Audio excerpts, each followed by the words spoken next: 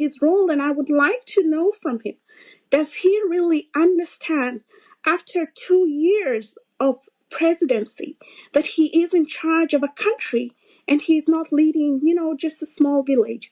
So thank you very much. I would like to have my questions answered.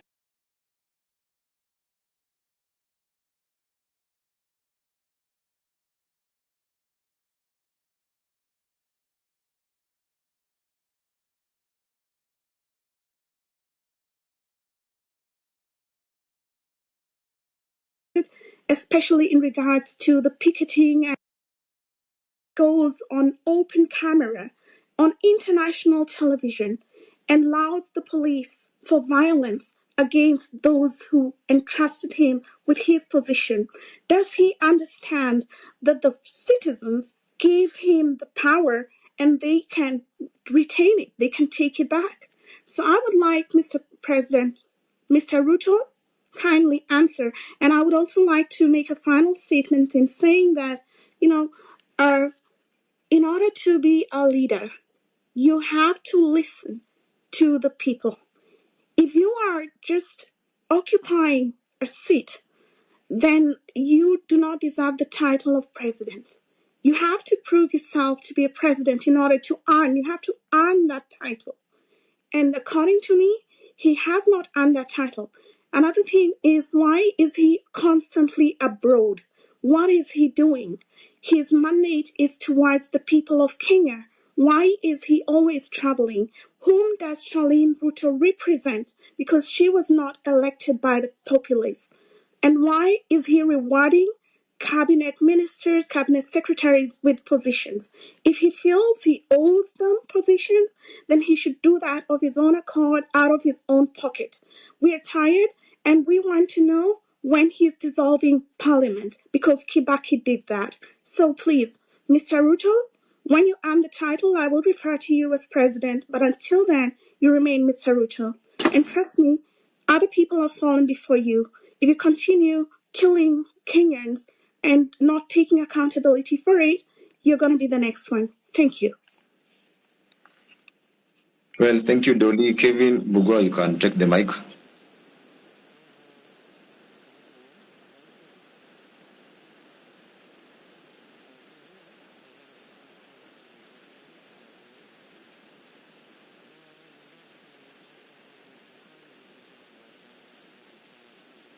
Kevin.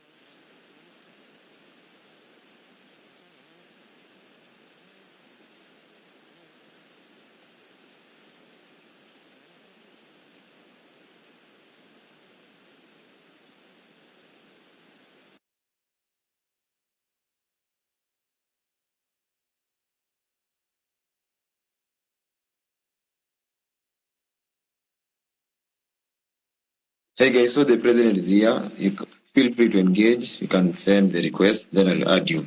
Kevin, you can take the mic. Joy, do you hear me?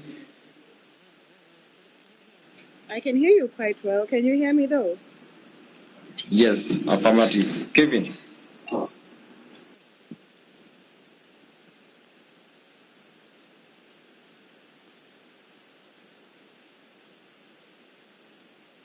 Okay, let it pass. Let it pass. Take the mic.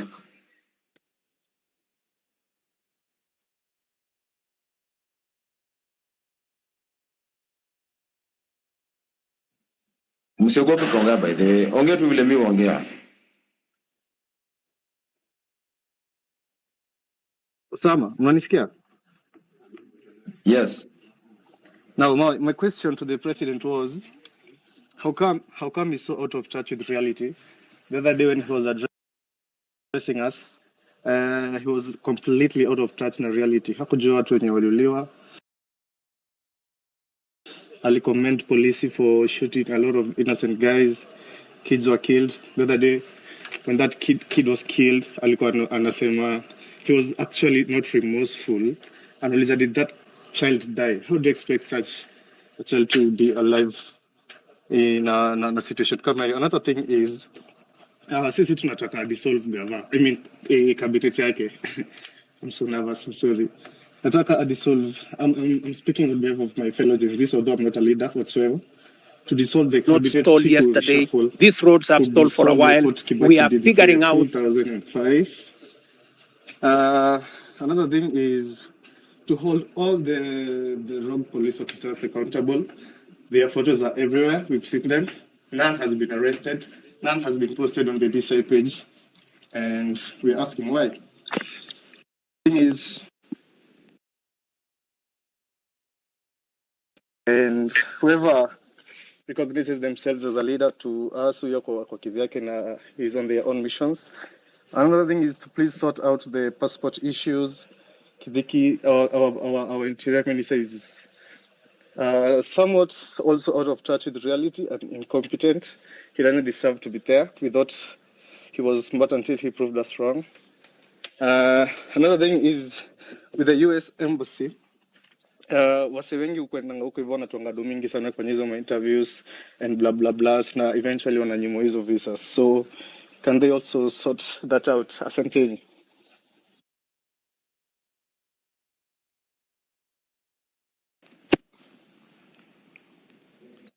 Thank you, Kevin. Saizi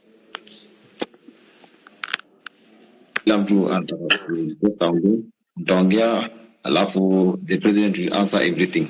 We just need answers. That's why we are here. And actions.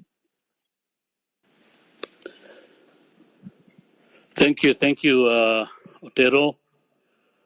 Good afternoon, everyone, again, and welcome to this conversation. I think Otero amefanya ile kitu, but as requested and promised, requested by and promised to the young people of Kenya, President Ruto is hosting this express conversation. We are hosting with him, together with my co-host Otero. And the president is here largely to listen, engage, and be a recipient of your thoughts, your experiences, ideas zenu for a better Kenya. Of course, it's a pleasure to be here and engage with you. This is an open forum. We encourage you to ask questions and share your thoughts. Please keep your questions as brief as possible and respectful. If we can limit our questions to just 2 minutes. We said 2 minutes for each person. As you can imagine, many people have a lot to say. Let's engage. And here now is President William Ruto. Thank you very much, Hussein. Thank you very much, Otero. And welcome all good people, ladies and gentlemen, from different parts of Kenya, from different parts of the world to this conversation. As I promised, I have come, and I want to apologize first that for the last almost 1 hour, we haven't been in a position to have a proper connection as technology would be. I think that is some of the vagaries of technology, but now I'm here. I apologize that maybe some people have asked some questions, but that I didn't have the benefit of hearing them. But let me say that I am very happy that we are having this conversation, a conversation about issues, a conversation about our country, a conversation about issues that affect each and every one of us. We are not discussing tribes, we are not discussing positions, we are not discussing all those things that are personalities and things like those. We are discussing issues of importance to each and every one of us, from jobs to governance to corruption to all the things that matter to all of us. And as I have said, I have come here to listen very carefully. That one thing I have been accused of not doing, that is what I have come here to do, number one. Number two, I must say that maybe I have been listening in different other spaces. Now I have an opportunity to listen on this platform to different Kenyans from different parts of the world and from our great country, Kenya. Now, let me just say 2 or 3 things that I think I had the last 2 speakers who asked their questions. The question number 1 that I have that has been asked is from Kevin, I think, that maybe I'm out of touch. How did I not know what was happening in the country. But let me tell Kevin and all of us that I have the benefit of more information in my hands. What I cannot do is do things like operate on numbers that have no basis. If you heard me very clearly, I said up to now, 25 Kenyans died out of this unfortunate scenario that affected our country the last 2 weeks. Some reckless people have put numbers all the way to 150. You know, in fact, on one occasion, the Kenya Human Rights Commission said 157 Kenyans have been, there was a massacre in Khtv. That was not true. And for your information, even the BBC, on hearing such, outrageous allegations, went to investigate. And if you listen to the BBC, they say there was no such thing. In fact, one Kenyan unfortunately lost his life in Khtv. Let me go to the situation which was which happened in Rongai, where we lost a young Kenyan. The situation in Githurai was that a criminal in Rongai, a criminal assaulted the police, took over the firearm of the police, and shot. And unfortunately, again, and we have to be honest with one another, it was said that this young Kenyan was pumped with 8 bullets.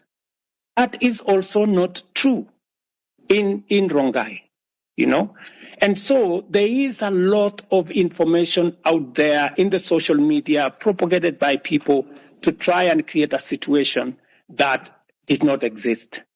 In fact, I heard Kevin say, I was asking the one who, did he die?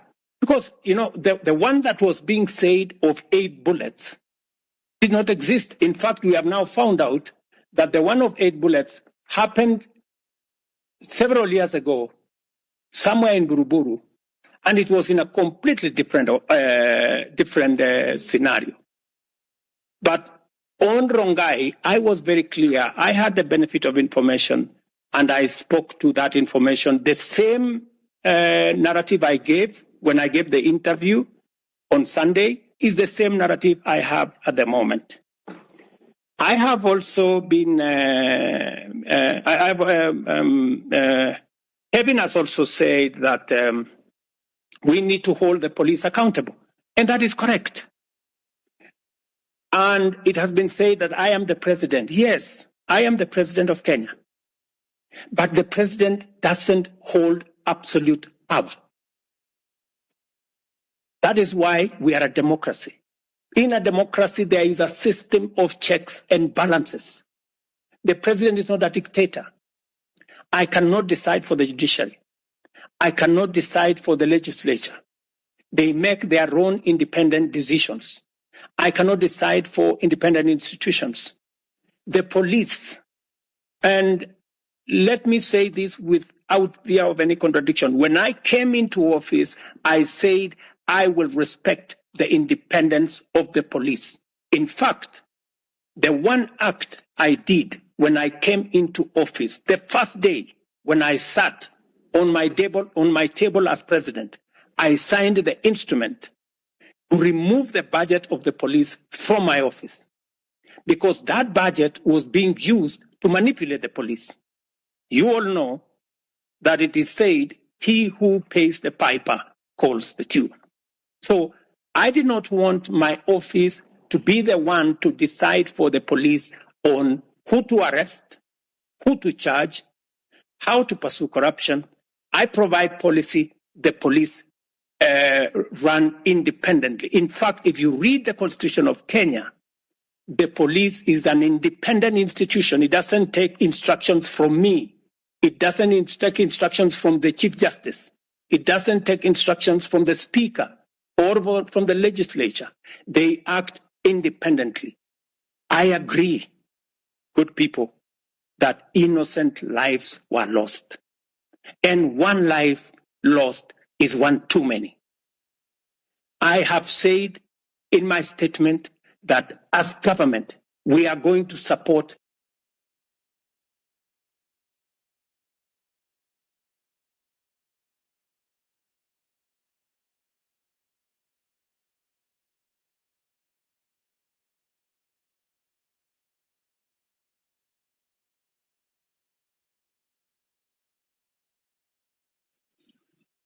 Nikaa kuna issue ya connection.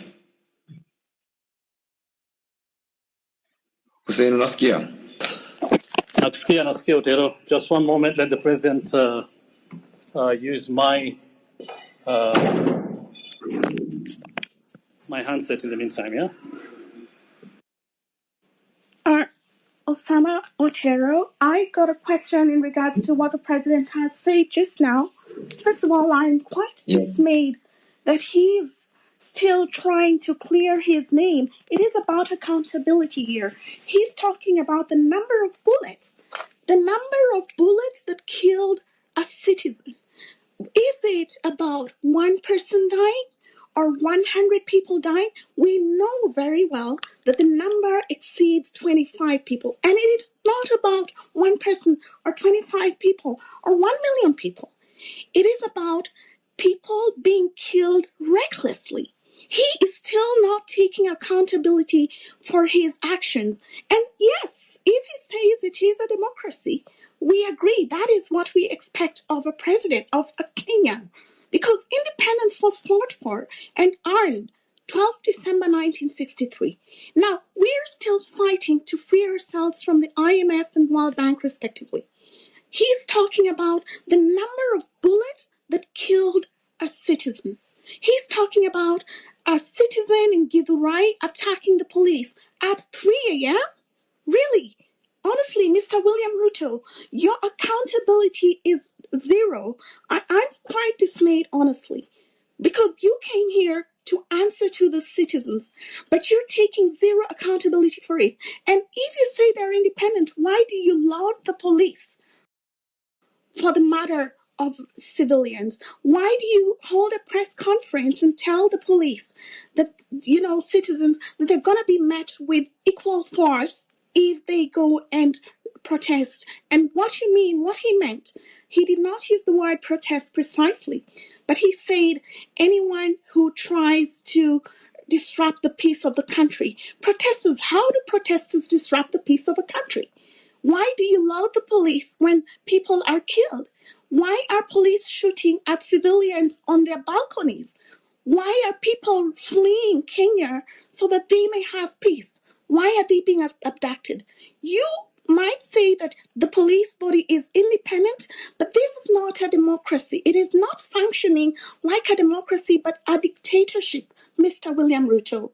Because the way the police are handling the situation is not fit for a democracy. And you cannot deny that you're behind that. Because even though you say they're independent, you have the power to stop the killings. But instead you go, after all the killings, you go hold a press conference and laud them. Sincerely, we saw Mandamano last year, how you dealt with the citizens. Same scenario this year. When is that going to stop? What kind of a democracy is this? Can you define what a democracy is, Mr. William Ruto? I think you grew up in a very authoritarian family that you expect people just to dance to your tune. In a democracy, the right to picket and to protest is guaranteed in the Constitution. The countries you travel to, Germany and, United States, first of all, why did you grant them visa-free entry to Kenya? Africans do not have the luxury, even diasporans don't have that luxury. The way diasporans are being treated at the airport, these bills. Now, what you did when you granted Europeans visa-free entry to the country is giving them the right to disrespect Kenyan citizens abroad. And the fee that was supposed to be incurred through the payment of visas is transferred to Kenyans. I mean, that is simple mathematics. You should know that. Okay, Kenyan German lady, thank you so much. Set the same expectations for European nations and the West in general as they set for Kenyans? Okay, why do you sit with them all the time and then the conditions worsen for Kenyans? Okay, if you can hear me, Kenyan German lady, let's give it. We said we'll limit this to 2 minutes so that we give everybody a chance to.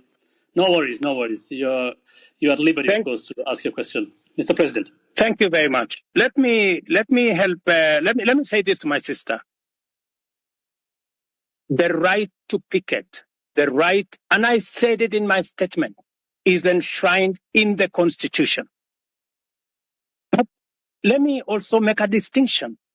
I said the protesters, peaceful, within their democratic right, were hijacked. There are people who infiltrated. And I am very sure that the people who banned the office of the Chief Justice, the people who banned Parliament, are not the peaceful protesters. These are criminals who I was speaking to, and I was saying the police must stop criminals who are banning institutions, who are banning people who have gone to destroy people's property. I don't think those were innocent demonstrators. I know for sure that innocent demonstrators came out to protest, to picket, because it is provided for by the Constitution. But honestly, do you want to tell me that the innocent protesters, the people who had come to picket, are the ones who went, broke up shops, stole people's property, burned down Parliament? I don't think so. And we need to protect the protesters, but we need to keep the criminals who want to cause mayhem out. And I have the responsibility to do both by assisting, getting the police to do what they have to do.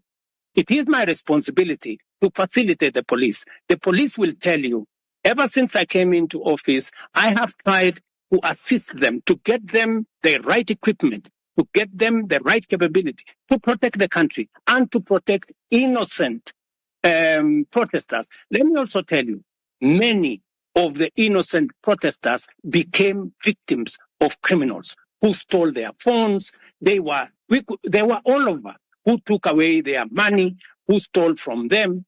This is the balance we need to get. But let me tell you, ultimately, after I have said everything I have said, I am ultimately responsible because I am president. And that is why I said it was regrettable. It was unfortunate that we lost lives in this engagement.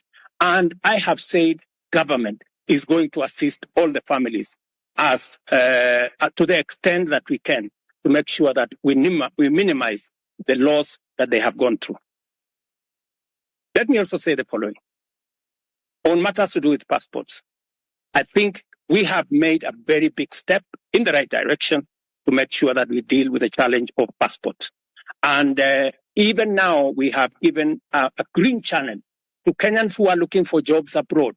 Today, there is a green channel at immigration to make sure that those Kenyans who have jobs abroad can be able to be processed much more easily. Let me also say, there is a reason why we have a visa-free regime in Kenya. And when I say a visa-free regime, it doesn't mean that people come to Kenya for free. That is not the same. It is that we have simplified the process. Today, you will come to Kenya. We have simplified the process because we want to escalate our numbers. And for your information, because of the visa-free regime, we now have a program called ETA. Our numbers for tourism have gone up by 500,000. More Kenyans today have jobs in our hotels. Our hotels in Kenya today are 80% full in many instances. If you speak to the tourism sector, they will tell you our numbers for tourism in 2022 was close to 1 million. Last year, it was 2 million. This year, we are heading to 2.7 million. It is part of the interventions that I have made. It is part of the changing of how do you come to Kenya. Make it easy. Today, you don't have to go to no office. Today, you can get your ETA, pay for it online, and be able to come to Kenya easily. And Kenya is not the only country in Africa that is doing that. We are all doing that. Look at what is happening in Europe. 27 countries in Europe, they don't have a visa between them. They have abolished visa between them. Why would we want to keep a visa regime that keeps business people, that keeps tourists out and makes it much more difficult for them to come and enjoy what we have? For your information, Kenya should not be having 2.7 million tourists. We should be having 10 million. In fact, London has nothing to show. London is blocks, old places. They have 20 million tourists. We should be having 10 million tourists. It is my focus that in the next 5 years, I want to double the number of tourists coming to Kenya by 2027, 2028, and progressively do that. Why do I need tourists in Kenya? I need to create jobs for millions of young people in our country. We need to create investment in Kenya. We need to make sure that our farmers have a place to sell their food, their produce. This is why I am doing the visa free. It is not us versus them. We are looking after our own interest. And that's what I'm doing. Let me also say the following. Many people have asked me why I shouldn't dissolve cabinet. You see, when you sit in the place that I sit, there are many things that you have to think about. And I have given my undertaking this afternoon, that I am in the process of looking at how differently we can be able to reorganize government for it to deliver effectively, appropriately. And I have listed a number of interventions that I believe will take us to the next level, added on to what we were doing. I have also heard from my good sister who said that what happens to the finance bill? Is it going to become law in 21 days? Because that was the biggest beef. And why did I wait until it was too late? Let me answer it this way. First, let me say that the finance bill today was a victim of many falsehoods and propaganda. The finance bill today was meant to achieve very important things for the Republic of Kenya. Unfortunately, I gave in because the people of Kenya had decided they do not want it, which is okay. But was there a problem with the finance bill? I would want a honest interrogation of the finance bill. For example, it was said that the finance bill had matters to do with increasing money for land rates and land rent and changing the whole configuration. Let me tell you, there is no single sentence in the finance bill that speaks to land rents and land issues. It was not true. It also says that we had put in there taxes that would make it difficult for people suffering from cancer. Let me tell you that, in fact, in this finance bill, we had put there 2 billion shillings to pay for the people who have cancer, who have diabetes, who have hypertension, because under our universal housing program. In this same bill, we had put interventions that would create more jobs. We had said, for example, there is no need for us to import diapers, to import pampers, to import linker, to import furniture from all manner of places when there are enough factories in Kenya to manufacture these products. And these products manufactured by Kenyans, hiring Kenyan young people, building Kenyan wealth, we were protecting our own industries so that we can protect our own jobs and give opportunity to millions of young people, to young people to be able to understand, to be able to get jobs. And also, let me just say this lastly, potatoes, good people. Is it right for us to import potatoes from Europe or eggs or onions? We had put duty on importation of potatoes so that farmers in Nyandarua, in Timau, in different parts of Kenya can sell their produce without competition from potatoes from elsewhere. These are some of the things that were in the finance bill. I admitted, which I do, that maybe we didn't do as much communication as we should have. And that is and that is a regret that I have admitted. But I am willing, I am ready, I am here to listen. Let me not say more. Let me do more listening. Well, Mr. President, sir, ni mzuri tuongee ukweli. Yes. There's one problem with you, Mr. President. Haunanga huruma. You are not empathetic. Nini kitu imekasisha watu wengi, Mr. President? Na hii shida yote ilianza ile time ya floods. Remember time ya floods? Watu walikuwa wanateseka. You never even said a word. A week later on, we saw you on a private plane to the US, carrying all sorts of people, unnecessary people to the US. Hapo ndo shida ikaanza. You never said a word. Ukirudi bado nyumbani, tukaanza mambo ya reject the finance bill, kanyamaza tu, ukaona tunaenda maandamano. You never said a word until watu wakaanza kuuliwa. That's when you decided to reject the finance bill. Mr. President, surely, mbona uo unanyamaza alafu unapenda uongo sana?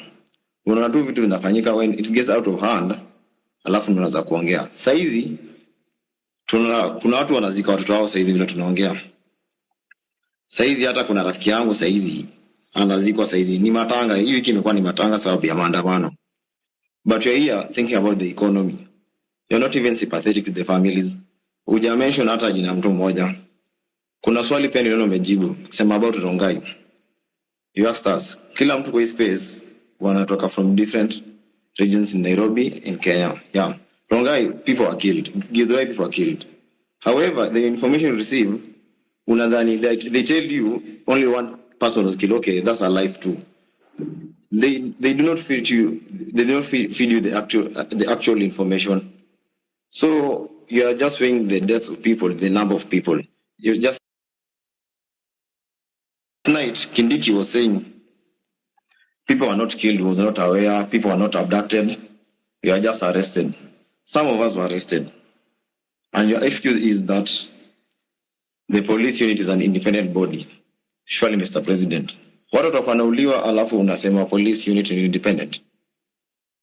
Alafu wakati wanauliwa excuse unasema the economy is growing. How can this right now the country is mourning. Properties worth of billions were banned. You have not addressed that. All you think about is the foreign policy and the economic status of the country, not about the livelihood of the common mananchi. Surely, Mr. President, we need you to be with you. Be empathetic. Your government should be empathetic. You should stop this issue of police brutality. That's what we want right now. Personally, the police came to my house at 3 a.m. They broke into my house. They refused to identify themselves, and that was it. We were abducted. It was like kidnapping. Hii mambo mimi sikumbuki, nilikuwa nadhani mambo ya movie. Mr. President, tulishikwa, tukapigwa. They even stole some stuff from our house. Imagine askari anakuja, akona bunduki anaingia kwa nyumba, akona mask. 12 of them with 12 cars arresting a single guy, an armed citizen. Alafu ukimwambia mbona anakuja kushika anakupiga. In the meantime bado anachukua vitu kwa nyumba yako. They even went to Parkland police station. That's where I was arrested. The OCPD told the guys, we know about this thing, but will not take any action. Meaning it was very criminal. The OCPD, Parkland police station OCPD, deputy OCPD was very much aware what was going on. We were not booked in any single police station. We were taken in a certain house I think it was a safe house or something. I was blindfolded. Some guys were blindfolded for like 12 hours. Surely, Mr. President, are we in a terrorist country?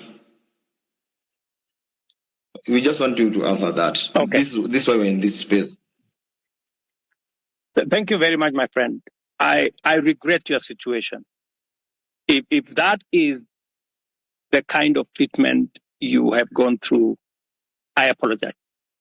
And I will take action in this manner. No Kenya.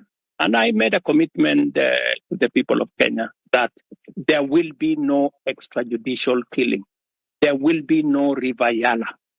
There will be no, we used to have 20, 30 bodies in River Yala. When I came into office, I said nothing of that is ever going to happen. And I want to promise the people of Kenya that will not happen under my watch. However, I have had the kind of horror you have gone through. That is not right. What I will do after this engagement, I would like, I don't know, in a very secretive way, if you can send me the details of what happened, I will be able to take action, because you don't deserve the kind of treatment that you went through. Let me also say the following.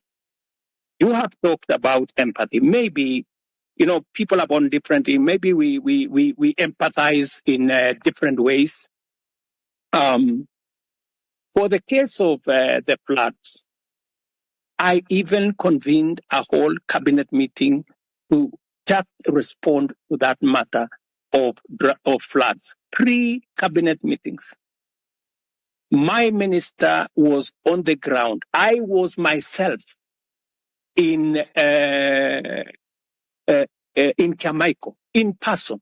I came there in Kiamaiko. And for the first time, my brother, for the first time, normally when people are removed from places, they are brutalized. They are removed and nobody cares about where they go. Nobody cares about what happens to them. For the first time in the history of Kenya, I made sure that every Kenyan who was living in the riparian reserve was given money for alternative accommodation. We paid every Kenyan who left that place 10,000 shillings to be able to relocate away from the danger of the floods that were on the river. I mean, it was the best that I could do in that circumstance. And I promised them that under our housing program, because we now have their list, under our housing program, we are going to consider them the first beneficiaries of our social housing program. I made that commitment in public. If you ask our peers for housing, they already have the data on these Kenyans who were removed from the riparian reserve, who had to be relocated and relocated for their own safety. For your information, we lost many Kenyans who were sleeping there, but they were carried by the floods. And it was the best thing that I could do. I went there in person. My minister was there consistently. I had 3 different cabinet meetings to attend the issue. We committed close to 400 million to make sure that those Kenyans who were in that situation were attended to. Maybe it wasn't enough. Maybe I should have done more. Maybe then I should apologize for not doing more. But to the best of my ability, it is the first time the government of Kenya is providing money to relocate people who have been affected in situations like the one in the flood. Okay, Mr. President, on the issue of Githurai, you said there was only 1 casualty, which is a lie. Mr. President, nakwambia tu kweli. Githurai inasemekana there are more than 200 people who were shot dead. Wengine hata hawajulikani mahali wako saizi, vile tunaongea ukweli saizi. In Rongai, they shot some guys pia, wakaficha wakakwambia ni mtu mmoja. Na ni ukweli, reality kwa ground watu walikuwa wanauliwa. Ni ukweli watu walikuwa wanauliwa. Tulikuwa huko, wote tulikuwa maandamano. Alafu kuna issue nyingine. This rogue cop amekuwa kichapa watu risasi, anachapa watu risasi open air, kila mtu ana camera there. The DCI doesn't do anything about it. Amekuwa all over social media, in the media, but you don't even say a word about him. His name is Murangiri. That killer cop ameua watu wanazikwa kila siku sababu yake. Juzi ilikuwa last week Wednesday, nilikuwa town, nilimwona akitembea tu town vizuri along Moi Avenue, very happy, very healthy. He's a killer cop. Nothing has been done to him. Hivi tu tumekuwa complaint au kitambo. For how long should we be talking about this, about the killer cops?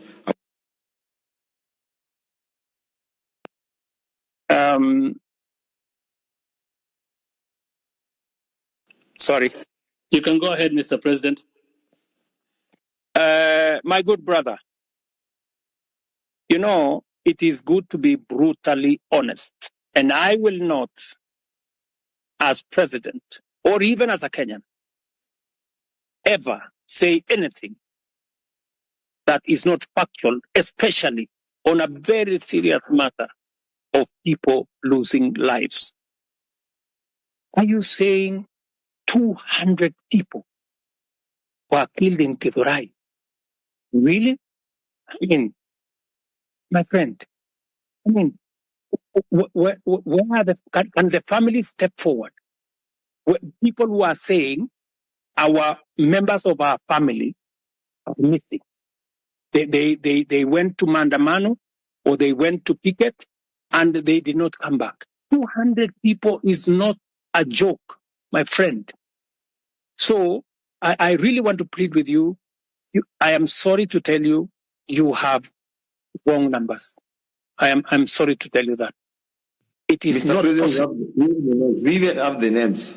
It's all over social media. What about social media? I want to offer you. I want to offer you. We have the tomorrow. I want to offer you to bring the names and family members of the people who are saying their loved ones are not there. Don't even take them anywhere. Bring them to State House. The family members who are saying, I have lost so and so. My fellow, a member of my family was there on Monday last week. He went to Mandamano and he didn't come back. And where possibly are the bodies? You know. So I mean, really, my good friend, it is just good to be. You know, we are dealing with a very serious issue. Please let us not use information that is not verified. It just helps to create a situation that is not correct. Mr. President, I have another question too. Kindiki yesterday. Otero, tupatie wengine nafasi, at least you're a co-host. Ya mwisho alafu nimuulize alafu ni admingine. Mr. President, jana Kindiki alisema guys were being arrested, not abducted. When a guy is arrested, it means the area police station or the area OCS or CPD is aware.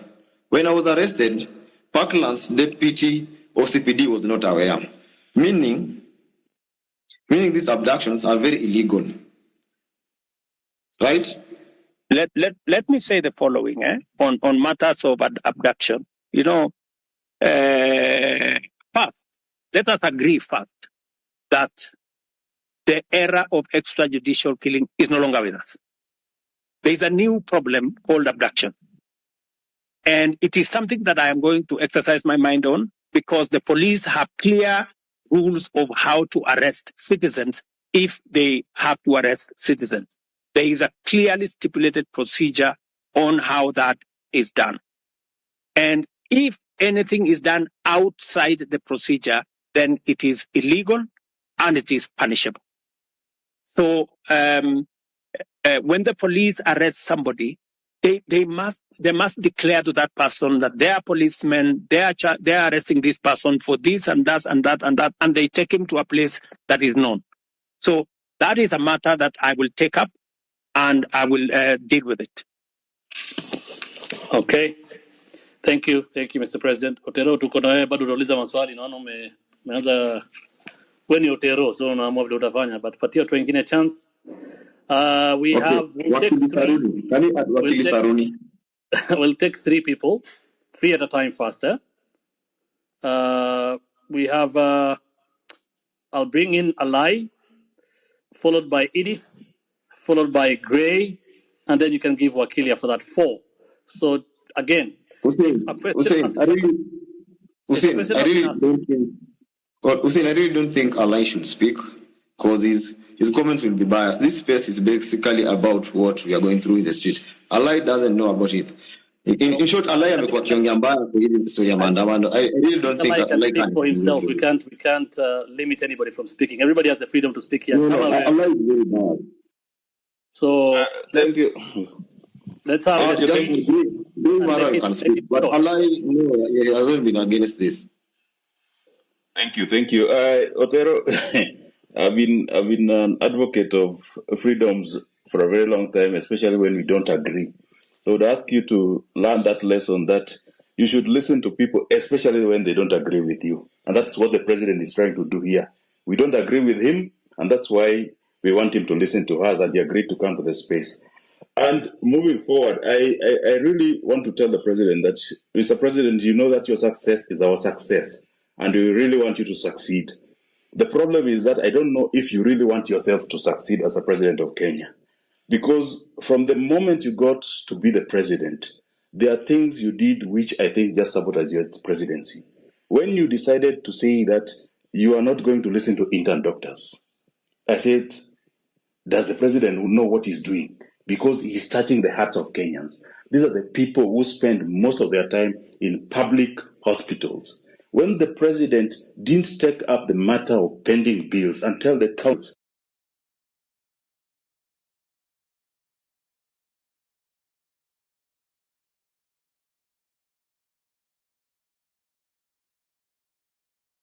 churches, Mr. President, I think you sabotage your own presidency. And that's why I ask myself that the president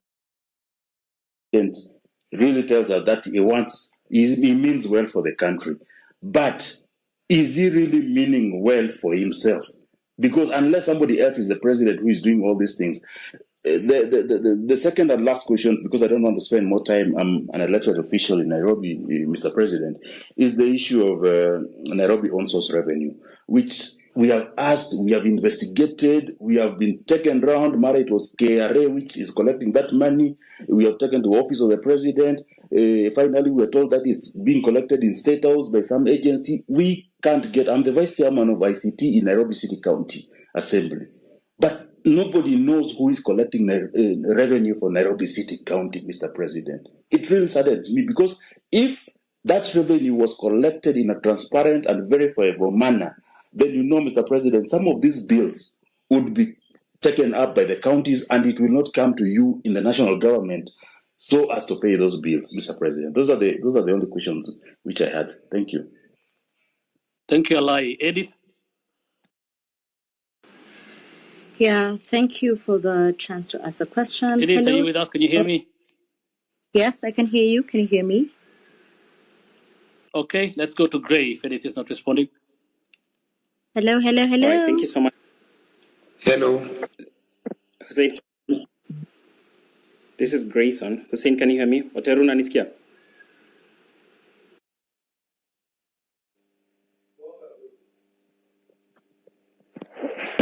I can hear Eddie and I can hear the other gentleman.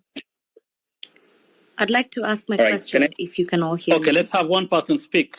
Gray, speak. All right, thank you so much, Hussein. Edith, I'm sorry. So, Your Excellency, my name is Grayson Marwa. My question to you is one, and my question is on this very, very emotive and very, topic that we love talking about as a country, which is corruption. I know you stand on corruption. You have spoken about it many times. You don't condone corruption. You don't want corruption to happen in your government. But then I want to point out something. Recently, there was a scandal, with the fertilizer, and the CS was, impeached, or a motion was tabled in the National Assembly by a member of parliament for him to be impeached. But what happened later is that, the same members of parliament from your political party, the UDO party, went ahead and saved this particular cabinet secretary. What does that speak, to your stand regarding corruption? Do you support corruption on one hand, but on the other hand, because he is your CS, these are your members of parliament, they go ahead and flop that motion that was supposed to impeach this particular cabinet secretary? My last question, as a young person, there is a challenge of jobs in this country. But a month ago or so, in the dailies, there was a freeze that the public service is not hiring anymore. What are you trying to tell young people? Yet you say each and every day you want to ensure that we give jobs to these young people who go to school but don't have jobs out here. People are, forced to do things that they shouldn't be doing and they went through the education system. If I can get a response to those two issues, I'd really appreciate it. Thank you.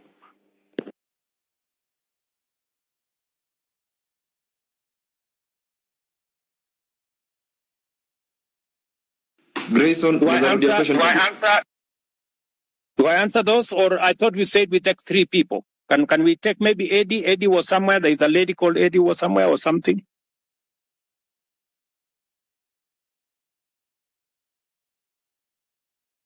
Edith Kimani.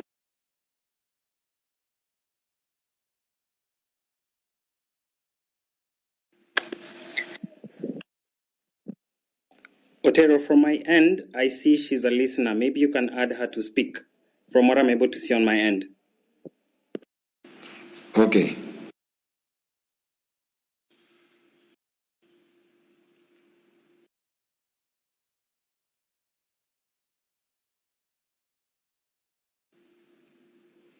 As we wait for the engagement, can I proceed and answer? Yes, please. Thank you very much. Alai has mentioned 3 things.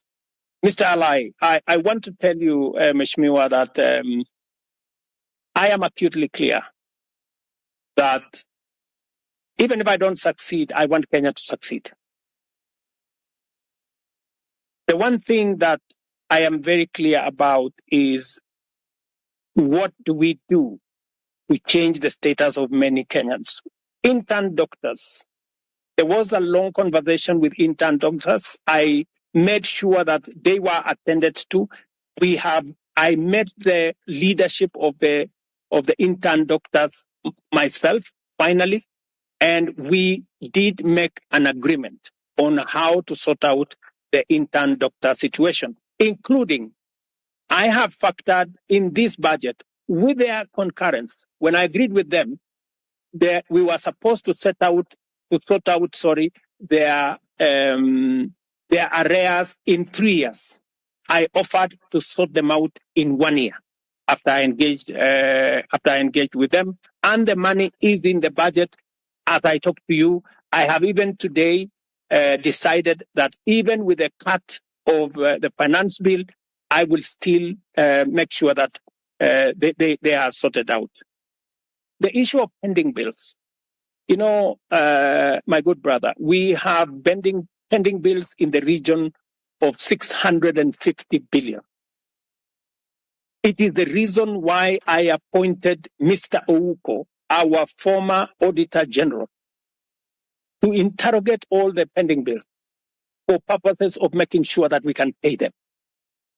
In fact, one of the items that I listed this afternoon, which was also in the budget, is a provision for us to begin the journey to sort out pending bills, because it is crippling businesses of people, it is destroying enterprises of Kenyans because government is not paying.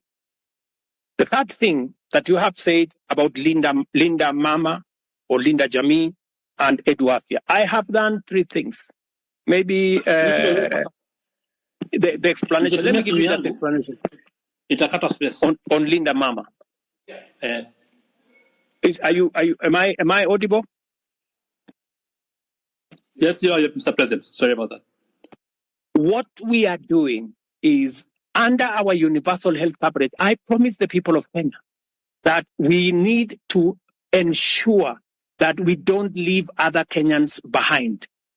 Under our universal health coverage, in which this year we now have a budget for it, we are going to scale up the benefits of Linda Mama. That is why we have brought it, we have scaled it up into universal health coverage. We want it to reach more Kenyans. That's number 1. Number two, we want to enhance the benefits. The benefits were 2,500 for women giving birth in hospital, in smaller hospitals, 5,000 and maximum of 17,000. We have now changed that. From 2,500, we have moved the benefit to 11,000. And we have moved the upper benefit to 32,000. That is not a derogation. That is an upgrading of Linda Mama. Number two, Edu Afia. What we are doing with Edu Afia is that we are universalizing the universal health is universalizing insurance so that every Kenyan, and you know, I made this absolutely clear, and that is why we have changed the law so that not just the students who are in school, but every Kenyan, even those who are not in school, will now be beneficiaries of our chief social health. We, instead of having NHIF, we are now going to have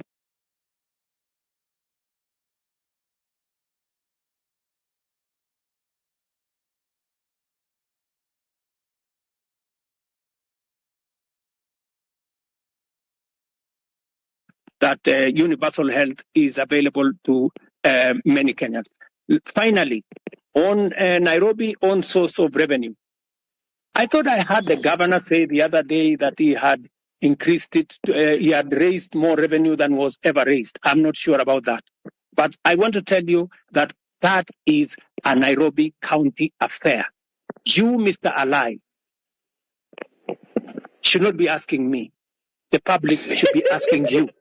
Because you are the person. You are the person responsible. You are the representative of the people.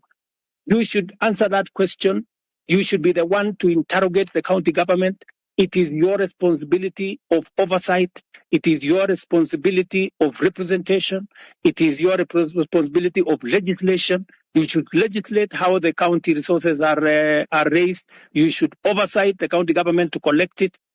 I just want you to take up your job and do it.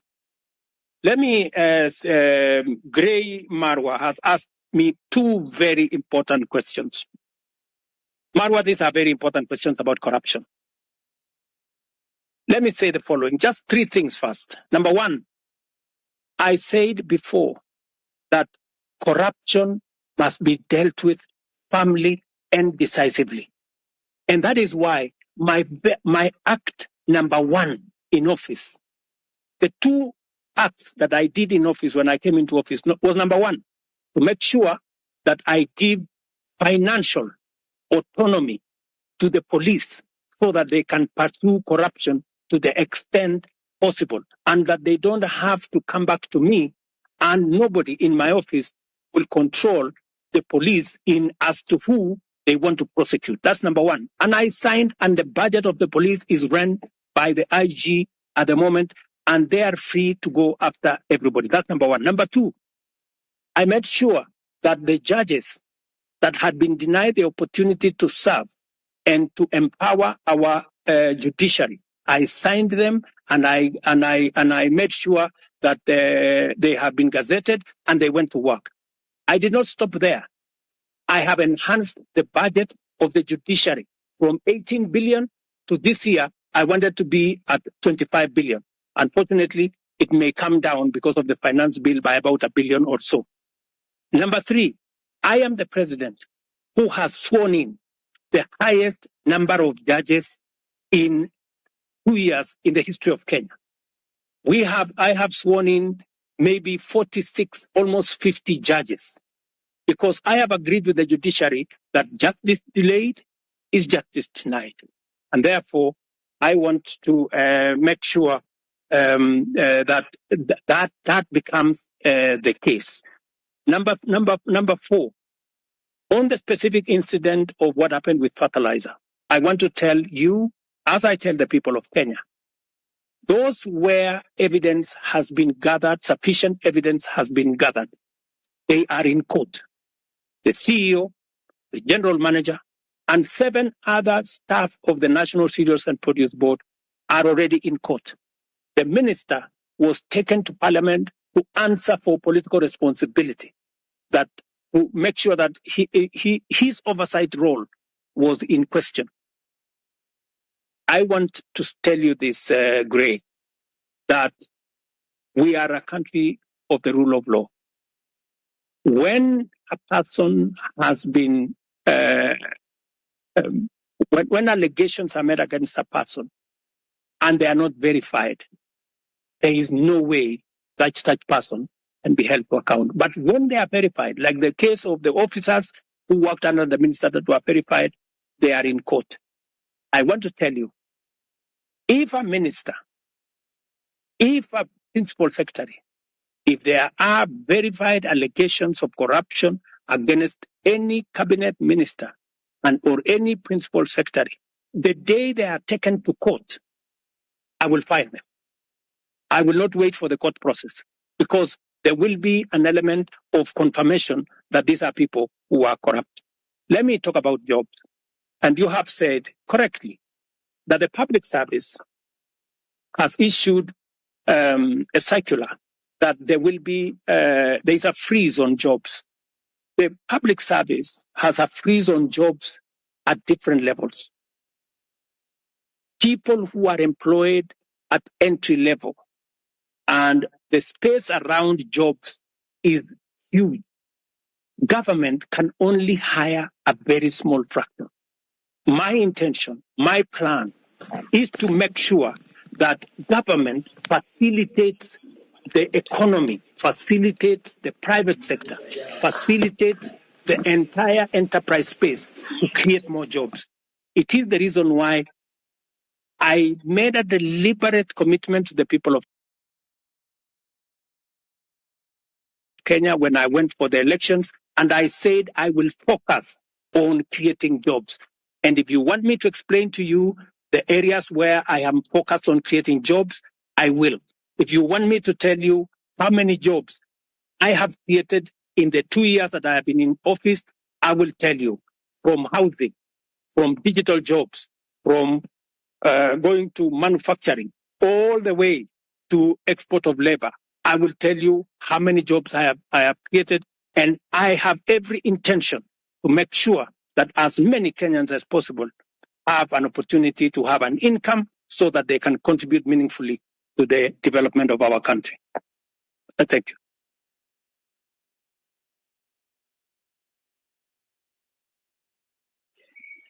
You can speak.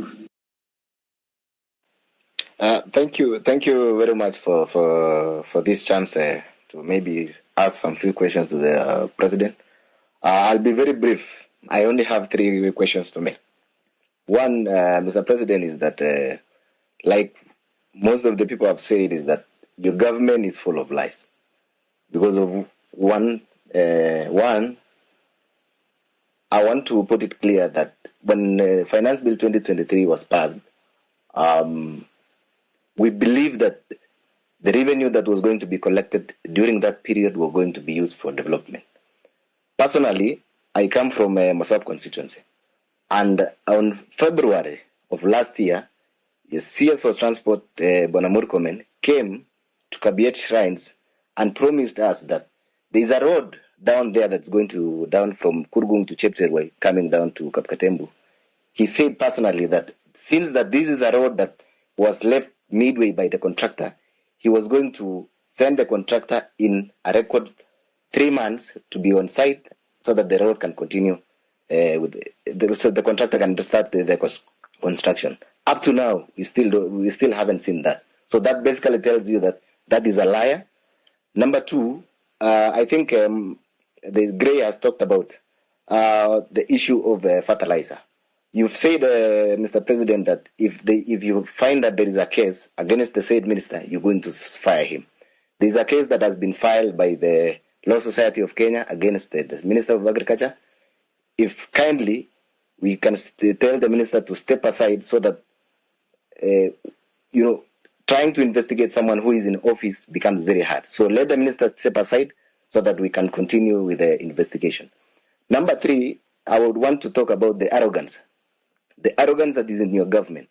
I have heard Mr. President say that the issue of Finance Bill 2024 was, I think it was packaged in a way that maybe you should have done it better. Yes, you should have done it better. The reason being, the people you sent out there, since like the MP for Molo, on the issue of the motor vehicle levy, at some point in the TV, he told people that, you know, if you cannot be able to pay that, just leave your vehicle at home. That is the arrogance that was displayed, that was being displayed. The leader of majority in parliament, Kimani Ichung'wah, even went out on a podium, said that, you know, that these are the Gen Zs, they come with the phones, they go to KFC, they go, and then they come with an Uber. That is the arrogance that fueled all this anger that you're seeing in people. And then lastly, on the issue of, I come from, you know, this generally this region of Uasin Gishu and maybe Nandi and Uasin Gishu, there was an issue of the Finland scam that happened. There's a case in court. Parents paid for the money. The case is dragging in court. So actually, what you saw in Elred, I think it's more of, it wasn't even more finance bill. It's the anger that has been building up. It's been building up. So people were really angry because they've paid, people sold their land. The issues are still there. Nobody's talking about. We have a case that is in court. It can drag to 5 years. So what happens to the money that has been lost, that someone was going to go to school tomorrow, or by next year maybe they would have graduated? So I think those are the issues that I have. I want you to address in regards to the areas that I have mentioned. Thank you. Wakili Saroni can speak.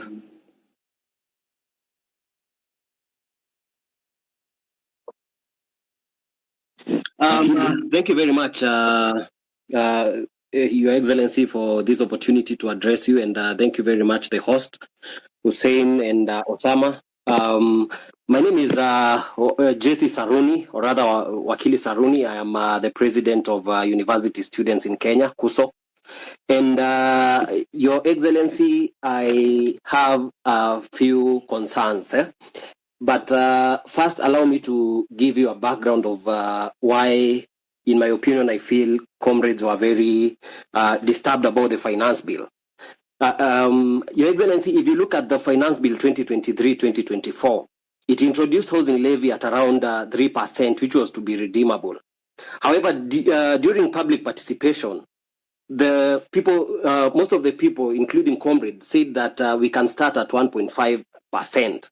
But without communication, the parliament went ahead and reviewed and made it to be 1.5%, but they removed the clause that allowed people to redeem the savings after they retire. Your Excellency, I would wish to hear from you whether it can be reverted so that this can be redeemable.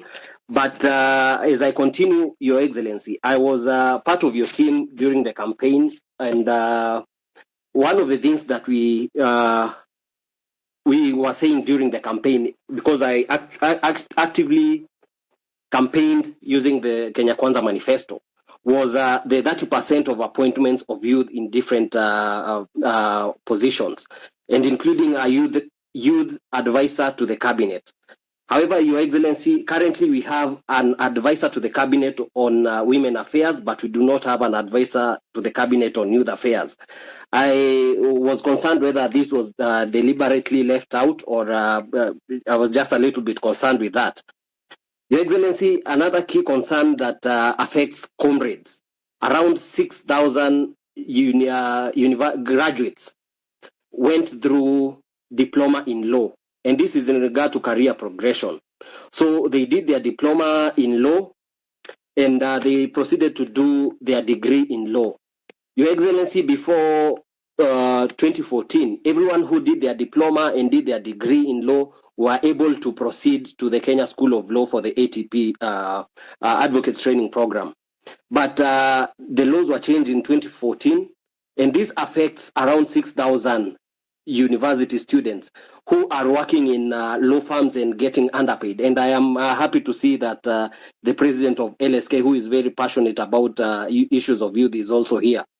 Your Excellency, there is an amendment bill in Parliament that is on the Speaker's desk and has stayed for so long. Your Excellency, this is something that is under the office of the Attorney General. And with the indulgence of the Attorney General, I believe this thing can be, we can find an approach where this thing can be addressed, of course, through the office of the Attorney General, so that these comrades can stop their suffering. They are not able to proceed to self-actualization because most of them would want to become advocates of the High Court, but they are not able due to that change in the Act of Parliament.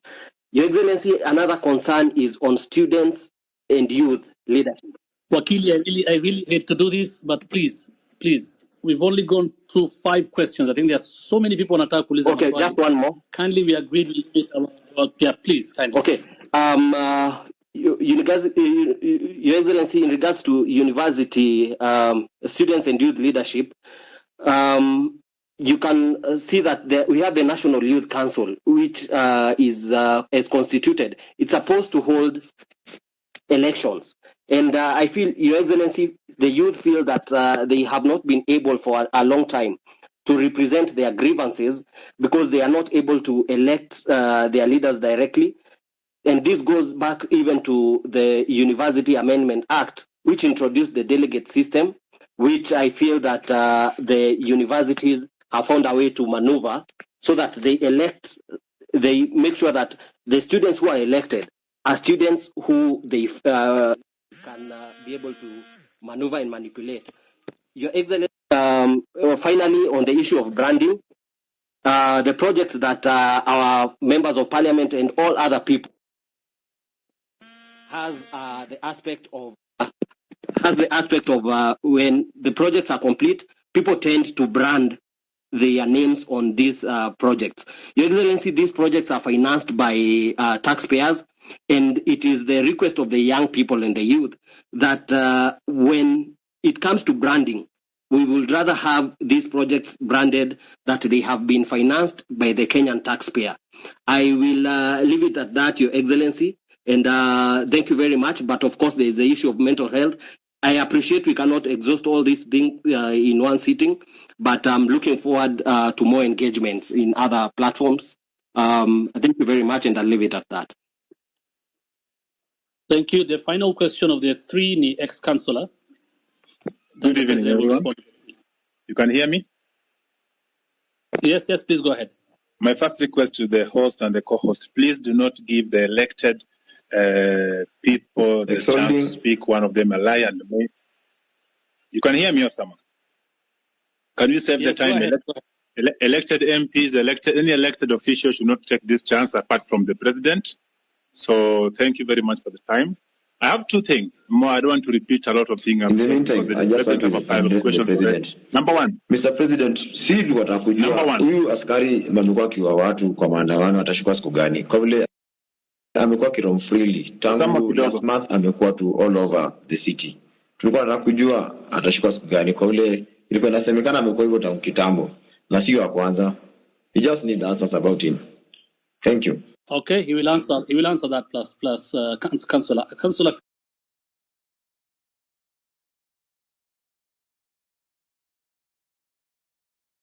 Videos of you saying the same thing, you had to find a way of not listening to those videos. The one thing that you promised us, one of them is corruption. Your people around you, you've addressed this one.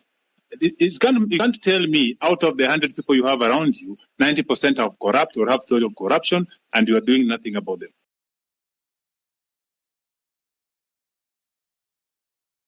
Of millions, 300 millions, another 900 million today, disappearing to wrong or fake claims. I'm wondering, if the change from NHF to SHIF, will it improve or just another way to get more money for people around your circle to buy houses, buy big cars, and laugh at us? Now, Mr. President, you are here. Those are about 2 questions. Now, let's have the president answer. We don't have a lot of time. We have not wengi. They need to ask questions to the president. Please let the president respond to that. If we get another chance, utaulize swali ya tatu tafadhali. Very much. Thank you very much, good people. Let me start with the gentleman. I didn't get his name from Osop. And that gentleman says we have too many lies flying all over the place. Let me just state. Let me just put it clearly. So many people have spread this story about William Ruto not telling the truth or making fake promises. I made a commitment to the people of Kenya that there will be a hustler fund. Today, there is a hustler fund that takes care of 2 million Kenyans.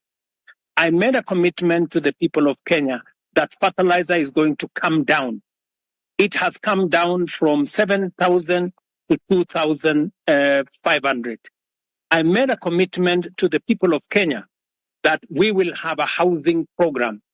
Today, 103,000 houses are being built with 160,000 young people, real people, engineers, architects, quantity surveyors, plumbers, technicians working.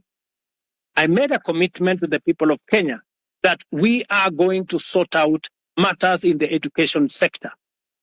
Today, we have hired the highest number of teachers in Kenyan history in one time, 56,000 teachers. I made a commitment that I am going to sort out the mess that was in our universities. Today, ask any vice chancellor. With our new funding model, we have sorted out the challenge that was there in our universities. Today, lecturers are being paid. No university today is about to close down. When I came into office, most universities were teetering on being closed because of debts. I made a commitment to the people of Kenya that I am going to implement universal health coverage. Today, as I talk to you, we have 100,000 community health promoters in every village in Kenya that I pay, that I have equipped to begin the journey towards universal health coverage. As I talk to you today, there are 4 pieces of legislation that we have implemented, that we have enacted to actualize universal health coverage. I can go on, and I can tell you, every commitment that I made, I said I am going to appoint the judges that were not there. I did. I said I'm going to operationalize the fund for the police, independent police. I did. I said I am going to enhance the budget of the judiciary. I did. You know, when people want to conveniently say a few things that propagate a certain narrative, it is easy. But let me leave that there. Let me go back to the Mosop Kurgung story. I want to tell you, my good brother, we have stalled roads in Kenya. In fact, the debt we have on roads is 910 billion. Because we rolled out a program that we didn't have money to do. It is what is troubling me now. It is why many people are asking me, why are you outside the country? I went to China, for example, and I got 40 billion shillings to do at least 8 roads that were stalled. I have come back from the US, and we have had a consultation, and we are getting money to be able to roll out some of our roads, courtesy of concessional funding from the World Bank. I have had conversations with the president of Germany, and they are giving us money under the same program for us to be able to meet some of our programs. I want to tell my good friend from Osop that we are focused on these areas. These roads did not stall yesterday. These roads have stalled for a while. We are figuring out how to make sure that we deal with that situation. And my apologies that maybe the minister did not keep his word, and I'm going to remind him. Let me do the following. On fertilizer, I want to agree with you on this subject of fertilizer first. Let me say this. Fertilizer has made a very big difference in Kenya. Because of our program on fertilizer, we have managed to increase our food productivity. For example, on maize alone, from 44 million bags to 67 million bags last year. This year, we are going to pay the highest bonus ever in Kenyan history for our tea. In fact, our tea production, because of the support we gave KTDA, has increased from last year. It was 180 billion shillings that we collected from our tea. This year, it's going up to 210 billion. On coffee, the average payment of coffee last year was in the region of 70-80. As I talk to you now, because we supported our tea farmers, the average payment for our coffee is in the region of between 100, 120, in some very good cases, 129 shillings per kilo. The whole array of what we have done with fertilizer is phenomenal. And therefore, I understand when somebody like my friend from Morsop gets annoyed when there are people who want to sabotage a program that is making a very big difference in Kenya. And that is the reason why I didn't delay 1 minute.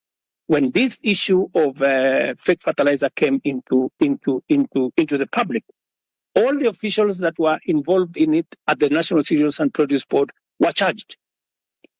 When the minister is when there is evidence gathered enough for the minister to be held to account, if there is sufficient evidence to hold anybody accountable. Arrogance.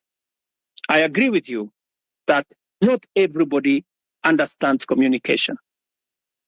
Let me tell you, my good friend from Mosop, the day you become a public speaker, you will know how easy it is to make a mistake in the public. Sometimes you say things that you did not mean, but it comes out very badly. So whether it is the member of parliament for Molo, the member for parliament for Molo is a young man. I can tell you that young man is doing his very best. In fact, when I made him the chair of finance committee, many people told me he was too young. I shouldn't have made him. But I wanted to test also young people. And I wanted to mentor young people. And I want to say, he has made mistakes. But I want to tell you that young man is bright. He has a bright future. He made mistakes. I will apologize for him. Maybe he said what he shouldn't have said. But they are among the young people I am mentoring so that they can become leaders tomorrow. Same case with my friend Kimani Ichung'wah.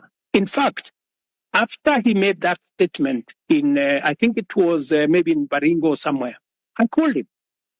I told him, look, this is not how to engage the public. If you follow the next day, he had managed to correct his statement. And he had done, an about turn of some sort. Because let me tell you, my good friend from Mosop, I have also one duty as a leader in Kenya. I have a duty to mentor other leaders. They will make mistakes. They will demonstrate, maybe some arrogance, maybe either inadvertently or in whatever manner. But partly, it's because of inexperience, partly because of not a fair understanding of things. But I sometimes will want to take responsibility because these are members of my team, and I will correct them. Let me also say about what you said about the Finland story in Eldoret. It is really unfortunate that people sold property, land, livestock for their children to go to Finland. I wish I could go to court and tell the court to jail these people. Unfortunately, there's something called rule of law. There's something called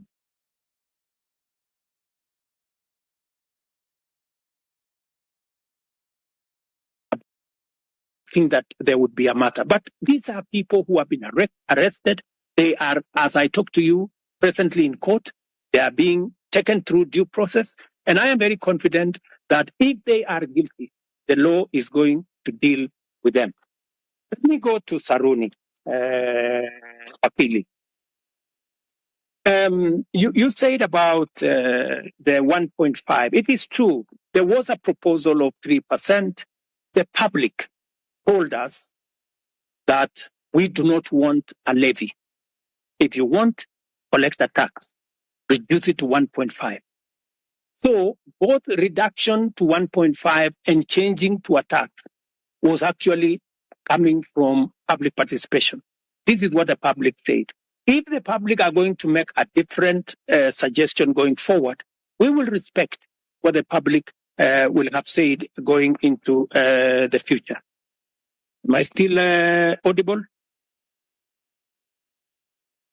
Are you there? Yes, yes. Yes, Let me say this. I agree with you, my friend, that I said that I would have an advisor in my office for young people, but maybe I did something different. I gave many young people. If you go to parliament, if you look at the leader of Senate, if you look at the leader of many committees in parliament, I met young people. If you look at my deputy comptroller of State House, these are young people. I decided to have more more principal secretaries. If you look at the profile of my principal secretaries, you have people in their 30s, many of them serving in substantive positions. In fact, many people were asking me whether these girls, some of them look like they are, or these boys, whether they can be principal secretaries. And I'm very proud of them. They are doing a wonderful job. But that is something I will consider, Saruni, that as a way of keeping a promise, I think that is something I need to consider. And thank you very much for your feedback. Let me also say on the matter of the law that is bringing problems to 6,000 diploma law students who, because of a law in 2014, I will take it up with the AG. Ordinarily, professional organizations like the legal fraternity are normally regulated by professional bodies like the LSK and all the others. If we get a recommendation from the LSK to the Attorney General, I will be able to facilitate and make sure that we don't enfranchise 6,000 people in Kenya who have undergone training and who need to practice law in the way they want to do. I agree with you that there has been a problem with the Kenya Youth Council. We need to deal with it. And I have told Ababu Namwamba, my minister for young people, to look at whether we have the right forum. The problem with the Youth Council, it has always looked like it is a government agency. We want to make sure that it doesn't look like a government corporation or a government agency. We want it to be a young people's organization in a way that government influence and government intervention is limited so that the young people can speak for themselves. I would welcome ideas, Saruni, from university leadership on how we can make the Youth Council better, more democratic, and more representative of the young people. I couldn't agree with you more on this branding issue. I see faces of people all over the place on government projects that have been done. And I think it is meant to look like they did it with their own money. I agree with you that this branding, if it costs public money, it should stop. And it is feedback that I am going to take in to see to it that no public money is used to paint people's photos on government projects. Let me answer ex-councillor. I'm told he's ex-councillor, but he's also a doctor. This is good. I didn't know that an ex-councillor, a doctor can be an ex-councillor, but that is good. He has asked me about the NHIF and the transition to shift. Let me tell my brother, I didn't get his name, that the reason why we are shifting from NHIF to shift is because NHIF is limited. NHIF only captures a small section of our society.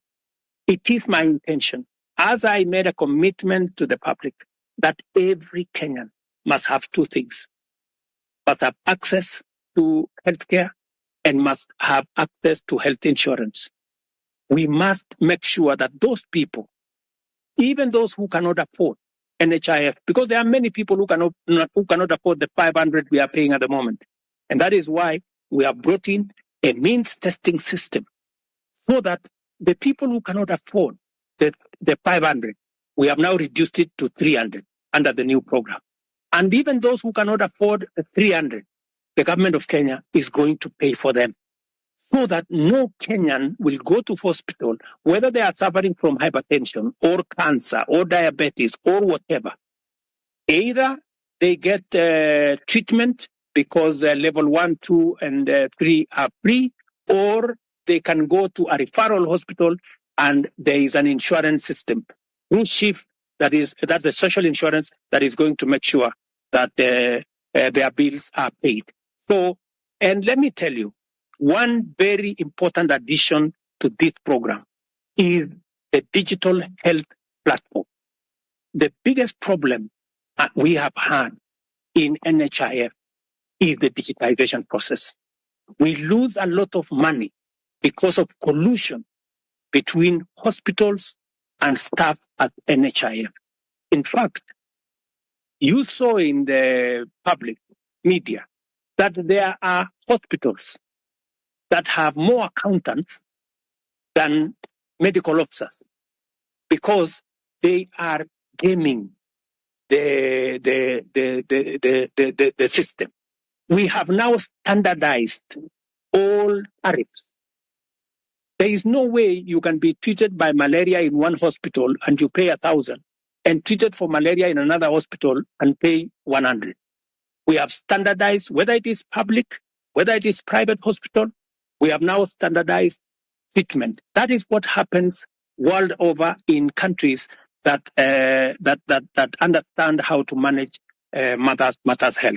So this is a comprehensive program. It is one program that will change the face of Kenya. Kenyans will no longer have to sell their land, sell their property to go and pay for hospital bills. We will, all of us, stop these harambes and the public collections that we are collecting to go and deal with people. So, my good friend, this is the plan. We have gone through it with Parliament. We have enacted 4 pieces of legislation. It was my plan to launch it on the 1st of this month. Unfortunately, because of the challenges we've gone through with the finance bill, we have shifted it to begin 1st of October, but the process of registration has already started. I think we are on day 4, and already over 100,000 Kenyans have been registered. So, and I want to encourage all Kenyans to register so that we can be able to plan for our health together as the people of Kenya. And we can even plan for our health commodities, and we can be able to secure everybody from matters illness. Thank you very much. Not finish my questions. So as I continue, I know, but my main point was corruption, whether it's an HIF or chief. I told you 300 million paid to fake claims, around 9 million today, early in the morning.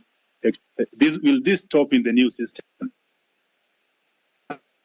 Is that since you came into power now 2 years ago, the only thing you keep mentioning is the price of unga going down and the housing project, which we do know very well will not be occupied with the common mwananchi like me. So do you have another project that you can always tell us? The things you promise, a lot of things, from police killings, that things are happening. Which one are you going to address other than the two of price of unga and housing?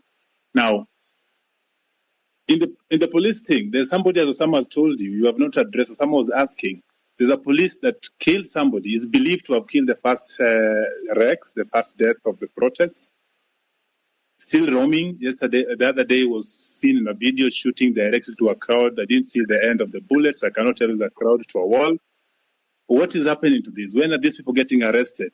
What is the CI doing about them? Why is it that the nobodies are getting arrested, arraigned in court in very few days, but then the big boys are just sitting somewhere eating our taxes? What are you doing about them? what is your direction to address this issue? Thank you. So, and also, if you notice something in the pattern, there are the last Mandamano, the recent one that was full of goons. How come the first four, there were no this violence? But then there is the last one, with coffin in town and police entertaining these people dropping the coffin from the lorry, as well as seen packing them back in the lorry in the evening. It's clear that somebody was behind this and the police could not touch the very people that were doing this. But when it was another person with a phone and a bottle of water, they get shot, they get tear gassed. What is happening? Why do you speak A and do C? What instruction are you giving to the police? Yesterday I saw that you are praising the police for having done a good job professionally. Well, people died. What are we praising here? What Kenya are we looking at? So can we just match the word with the action? We've been talking too much. We see on TV every day. We're on space. When are we getting to see action? Let me give space for other people. Thank you.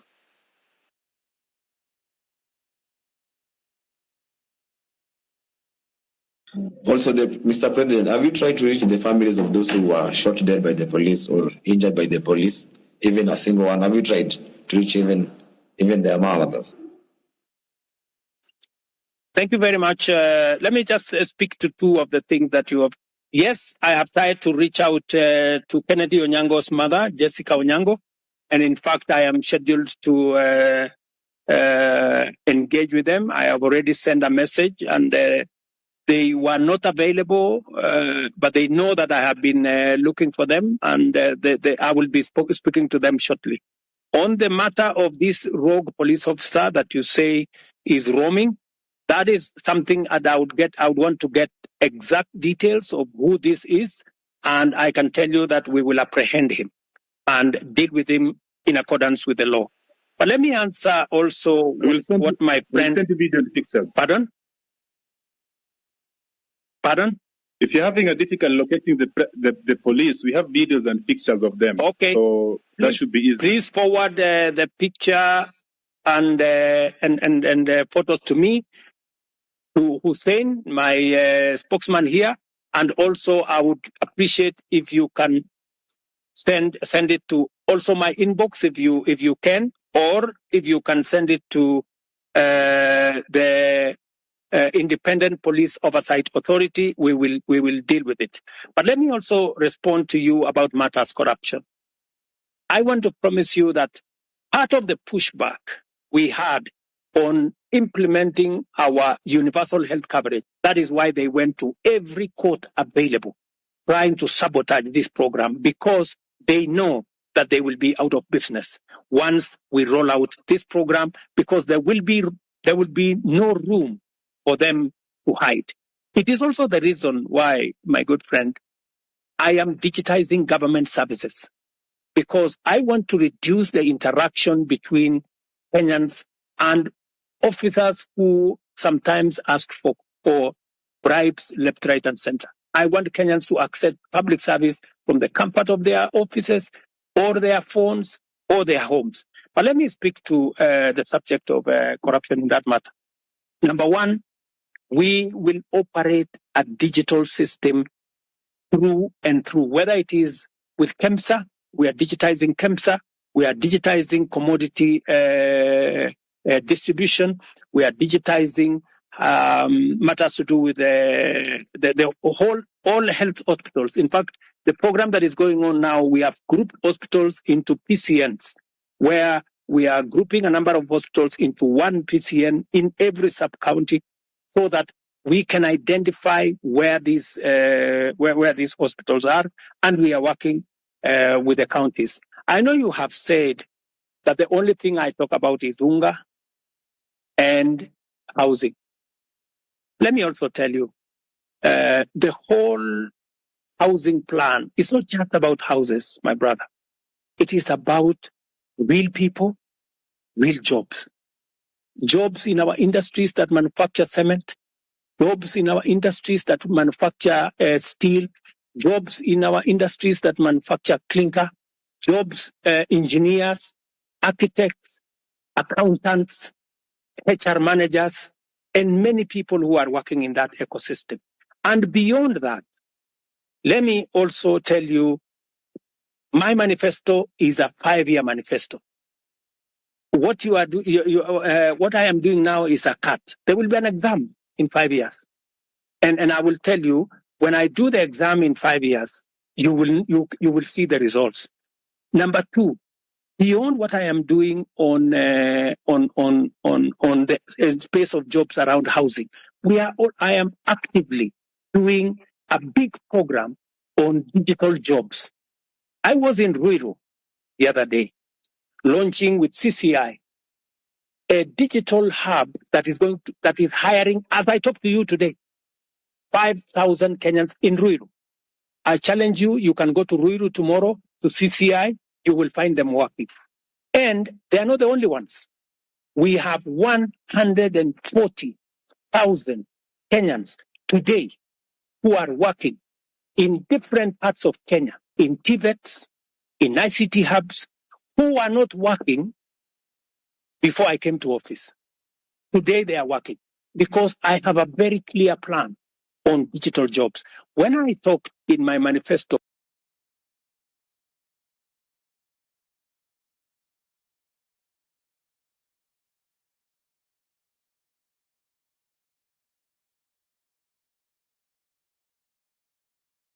using our power lines across Kenya.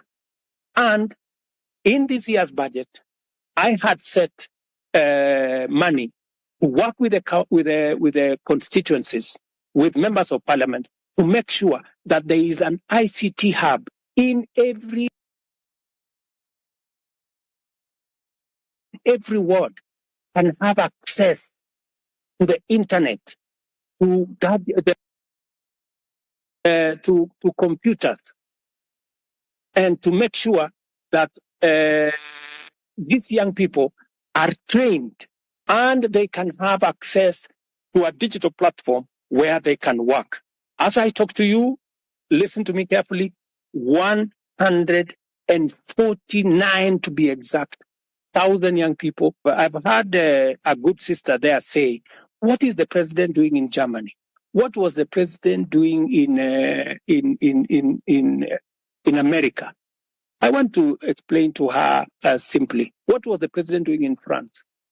We are signing 19 new bilateral labor agreements that will give an opportunity for Kenyans who want to work abroad. I'm talking about accountants. And I have now begun the process of professionalizing over the last 2 years that whole ecosystem of labor and export of labor out of Kenya. That is why we are seeing an increment, not just in jobs, domestic workers, I don't know, drivers, I don't know what. The reason why we are negotiating new bilateral agreements is that we want to go beyond those workers at that level. We want to export skilled labor, we want to export professionals, and we are creating the ecosystem for that to happen. In fact, if I tell you now, if you go to www.neaims.go.ke, you will see that there are 400,000 jobs on that platform. Different kind of jobs from different countries. We are now trying to make sure that those jobs will not be 400,000, they will be 1 million, and they will be largely, as we conclude these bilateral labor agreements, they will include many professional jobs, many skilled jobs. And I want to challenge, go to e-citizens today and check whether what I am telling you is true or not, whether those jobs exist or they don't.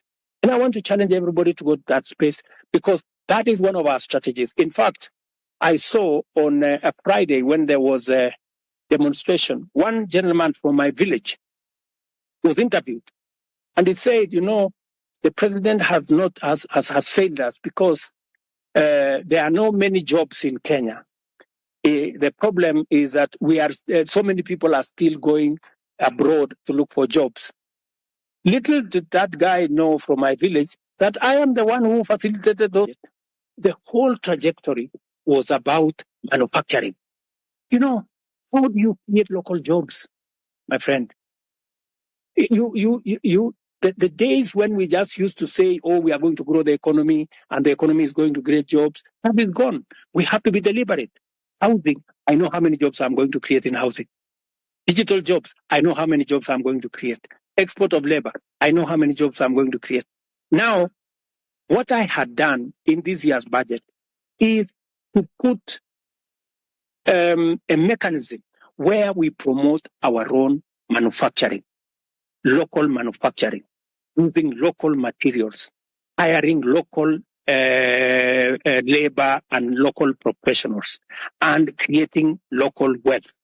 There is absolutely absolutely no way we are going. I'm made to understand there's a bill on your table about the IBC reconstitution. I'm wondering how long should this be? Or rather question would be, was it a deliberate not to assign the bill so that when your people, the people that are guiding you, people that cannot listen to us, when you want to try to send them home, we cannot because there's no IBC commission that's in place. So what is about IBC? Because personally, I come from Nyanza, and my home MP is at Andi. But if I was coming from Nairobi or somewhere and surrounding, the MPs that really need to go home, and the law that there is no IBC to be able to do this. Because they have been arrogant, playing catch. Parliament just passed the bill. It has found its way to my office. And I want to tell you, I will be expeditious. It will not go beyond Tuesday, and the bill will be signed and gazetted so that we can proceed with the process. I am just keeping it within the law. Thank you. Thank you.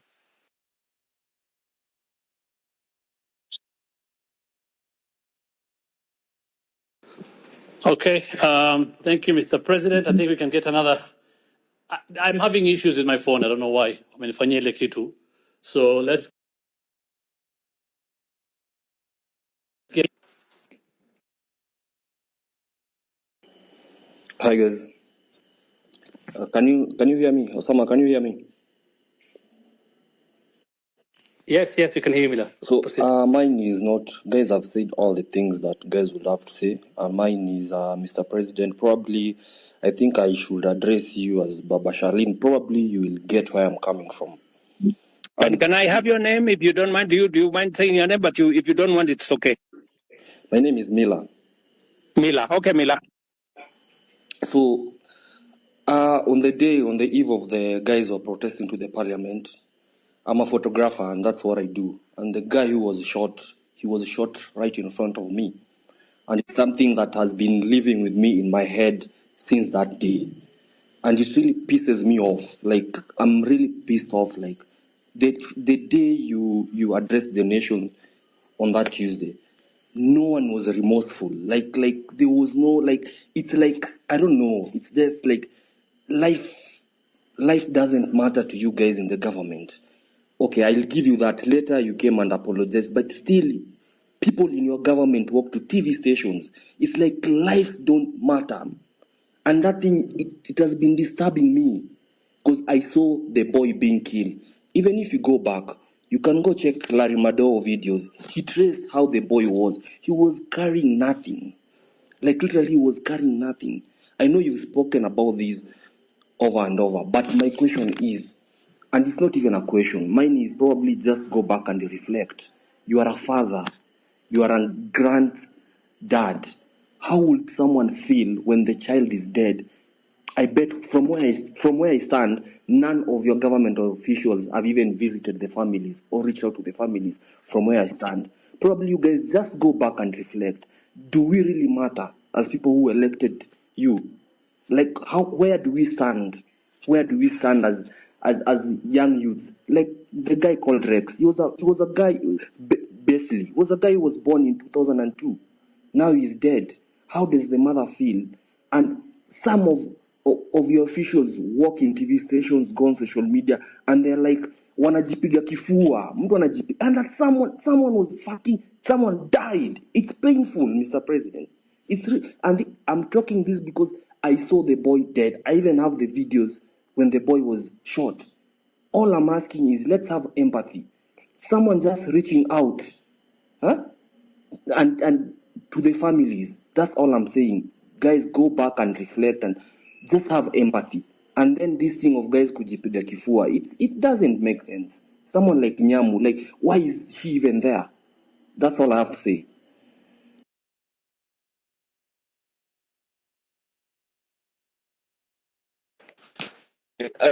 Kuongea manze. Sijui kama mtanipenda. Ndio ni mvibaya sana. Yes, so kitu ya kwanza mi sijui kizungu stop.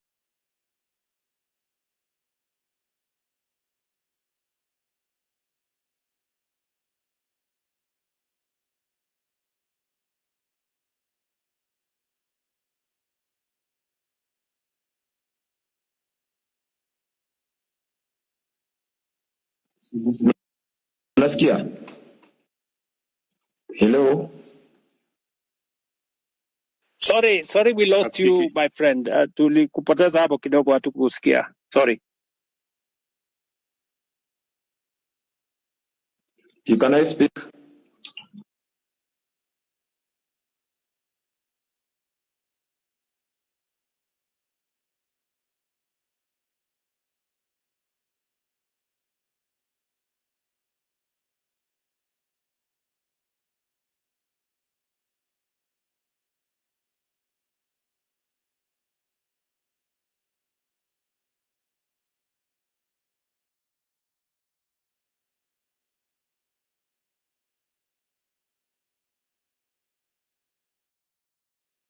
Sorry, good people. I don't know whether we're.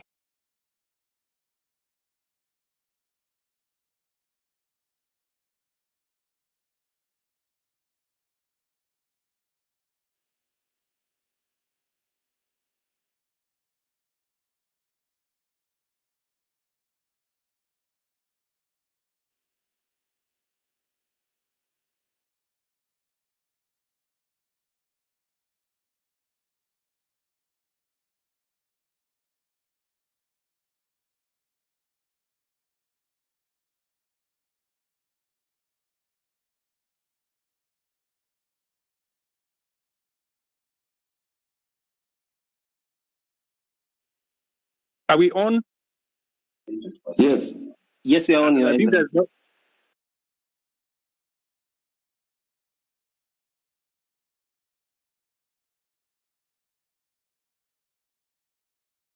There's nobody asking question. Perhaps I ask as we get out on the board. Maybe I'm talking too much or asking too much. Forgive me for that, but nobody's incompetence in one field to another department or another ministry. Please get new faces. You have a lot of people around you. You have brains behind you. When I was growing up, when I was young, in the time of Kibaki, I used to associate being a minister with some smart people, and you are one of those people in your spot back then. Suddenly, this day, you have people. The best they can deliver is just abuses and too much, too mouthy. Can you just bring us new people that are going to work? As recent as yesterday or 2 days ago, one of your peers came out to tell us that the money we've been contributing for the injured and those we lost in this struggle was waived by Kenyatta National Hospital and other public hospitals. She came late. The person that was in charge has been doing an excellent job. Hanifa keeps everything better than the government. Every detail of spend, telling us ABC has done by her. That give us transparency, not these other people that just keep saying. Okay, let me. Mila made a very passionate and I think correct analysis of what happened, especially of Kennedy, who died in Rongai, and I believe that he is right. You know that's really a very regrettable situation, and I apologize on behalf of every official who should have done something about that situation. I have explained that the boy who died in Rongai was actually shot by one of the criminals who actually snatched the gun from the police. That criminal was, however, shot by the police because if the police did not shoot him, then he would have caused more deaths of more Kenyans, because these are reckless people. Sometimes some of those people are not even in their correct level of senses, and therefore it is regrettable. And I agree with you. It is really unfortunate that you watched an incident that's going possibly to affect your life for a long time. Sorry about that. And I know you have made reference to me as a father, which is true. I have 4 Gen Zs in my home, and I promise you, they take me to task, on some of these things, and I have to do a lot of explaining some of the time. And this is just the same way I'm explaining to you guys here. I agree that some of our officials are arrogant. Some of them, speak out of turn, and then some of them display, obnoxious opulence, if I may say that, which does not just anger the public. Sometimes I call in some of those people and I give them a piece of my mind, because even Nyamu, I have had occasion to sit her down, and tell her, I mean, she needs to change what she's doing. And when you are in my position, you're also a father figure. Some of these young people, they get excited about many things, and sometimes they do the wrong things. And I want to tell you that I know somebody here mentioned Karen Nyamu. Karen Nyamu is a girl I've had to sit her down sometimes and tell her, look, she needs to do things differently.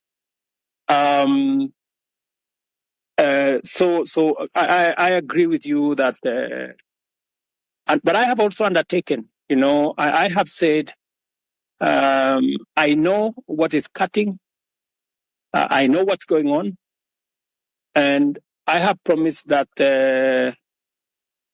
I will be making changes. I know you have said that I should not make changes. I should clean the slate clean. But you see, you don't have the job I have, and there are many things that I have to do to be able to get things done. And it's quite something. But I have had you, and I have had the many Kenyans who have talked on this platform, and I'm very happy that we are having this conversation on X.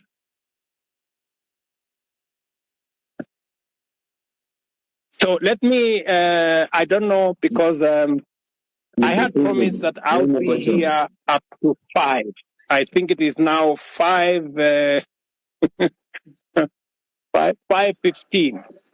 And I have another assignment with our Olympics team that are coming to. I have a bunch of wonderful Kenyans who are going to represent us in Paris. They are sitting somewhere outside my office. And with a lot of respect, I want to say to all the people who have asked me the very important questions, very Mr. difficult President, questions. I have a final remark before you go. It's Kioti speaking here. Okay. Okay, Mr. President, before you continue, I'm Marvin Mabonga. I come from Kimilili constituency in Bungoma County. So, Mr. President, before you go, I want to let you know that in your cabinet, currently we are having so many incompetent cabinet secretaries. For instance, let me give you an example of your friend, Kipchumba Murkomen. Kipchumba Murkomen did law. He has never been in any law firm in this country. He has never won any case. But currently, he's heading the Ministry for Road and Transport. My question is, between where is the conjunction between the Ministry of Transport and a lawyer? In that department, you should be putting there a person who has done even civil engineering, who knows so much about construction. Lastly, the minister for agriculture. That person, he even doesn't have a bachelor's. We all know this information. We have the government's website and we Google, we see this information. So, Mr. President, if you are going to give us those people who are incompetent, then we are totally doomed. You know, when we elected you as the president, normally they say, you sent a thief to catch a thief. But this time round, when we elected you, Mr. President, that you can help us now catch those people who are corrupt in this nation, you're just there laughing with them. Look at Oscar Sudi. He's flaunting with 20 million in a bag in a public forum. I'm even told that there is one of the cabinet minister who was caught in Dubai with 20 million cash, and you actually came through him, so he wasn't taken to a court somewhere or arrested. You know that, Mr. President. Personally, where I sit, I want to pay my rent by 10th. But because I finished campus, I don't have any job anywhere. I'm just here in the city seated. I will not be able to pay that rent because you promised to give us the jobs. But when we elected you, you are now telling us that in the next 1 year, we are not going to employ the youth. Mr. President, do you think that one is not a lie? Lastly, the other day you said, when you were questioned about the boy who was shot, you didn't know whether he was alive or dead. But now you know that the person who shot that boy is not the police officer. Mr. President, do you think that is a reality? That one is not a reality. I'm very angered person because every time we get to those public offices, we are treated like trash. And that's why the other day I was even on the forefront. You can watch the videos. I was on the forefront in those protests to demand for my right. And now here, Mr. President, you are just taking us through the corners. You are not even going straight to the point. Kindly go straight to the point. When you are asked about the person who is corrupt, you say, this person is corrupt. He has been working with millions of money. Tell us, Omanga bought 60 with 50 million a vehicle which he is flaunting now on social media. Apart from that, tell us that this fertilizer was fake, even as much as it was dropped from 7,000 to 2,000, it is full of soil. So why are we playing games with the public money, with the money that our mothers and fathers are going through sweat to get it, Mr. President? Wherever we are not happy. And of course, if these things are going to happen this way, then come 2027, we are going to come out in large numbers, Mr. President. We'll take votes, and we'll take those people home, including you. If at all you are not going to fight for our own rights as your people in this nation. Thank you so much. I'm very angered, Mr. President. Thank you. Thank you, my friend Martin. I understand your anger, and you are perfectly in order to be angry because the situation where you're out of university without a job is something that I have lived through myself. In fact, when I finished university, I did not get a job until I was elected as a member of parliament. But that's not for another day. But let me tell Martin that next week, for example, as part of our housing program, just hold on. As part of our housing program, we will be hiring 3,600 professionals like yourself. I want to challenge you, Martin. There will be an advertisement next week for engineers, architects, quantity surveyors, and many in the construction field, because we are looking for people who are going to work with our professional firms in our housing program. Let me also tell you, Martin, that we need to separate the issues that are correct and the issues that are fake news. The issue of some minister being found in Dubai, I don't know, last week, with $200 million or something is fake news. That is not true. On matters to do with people you have mentioned were in different areas, today I am here as a scientist, right? And many other people are doing many things from fields they did not necessarily train in. Because at a certain level, it is a management issue. It is a leadership issue. It is an issue about leading an organization. So I have heard you on some of the incompetent people you have said, some of the corrupt people you have said. I have listened to you. But let me say this to the public. Of the fertilizer that we supply to the Kenyan public, almost 6 million bags, 20,000 bags were the ones with a challenge. We isolated the 20,000 bags. It is not even 1% of the fertilizer that we supplied to the Kenyan public. I do not want an impression to be created as though the fertilizer we supply to the people of Kenya in millions had any challenge. And when we detected a problem with the 20,000, we not only recalled the ones that had not been sold, but we made sure that our Nini is on Google Map. I made sure that any farmer who had used fertilizer that was not correct was compensated. They were given an extra bag of fertilizer for them so that they don't end up in losses. I have heard you, Martin, as I have heard all the good people here. But let me say this in closing.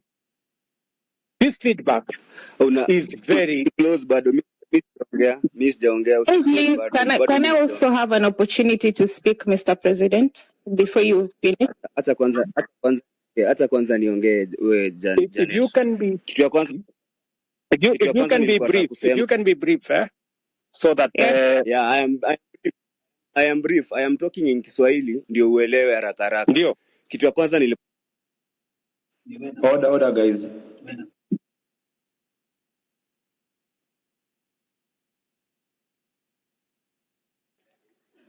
Is anyone speaking or can I speak? Osama? You can speak. You can speak. Okay. First of all, good evening, Mr. President and everyone here. Good evening, my dear. Okay. So my name is Jeanette Brenda, and I don't have any questions because I feel like the people have asked questions before, umewapeleka around and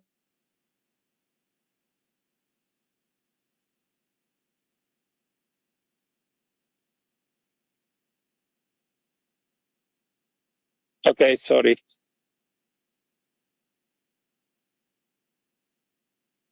Sorry, Jeanette, I can't hear you. I'm sorry.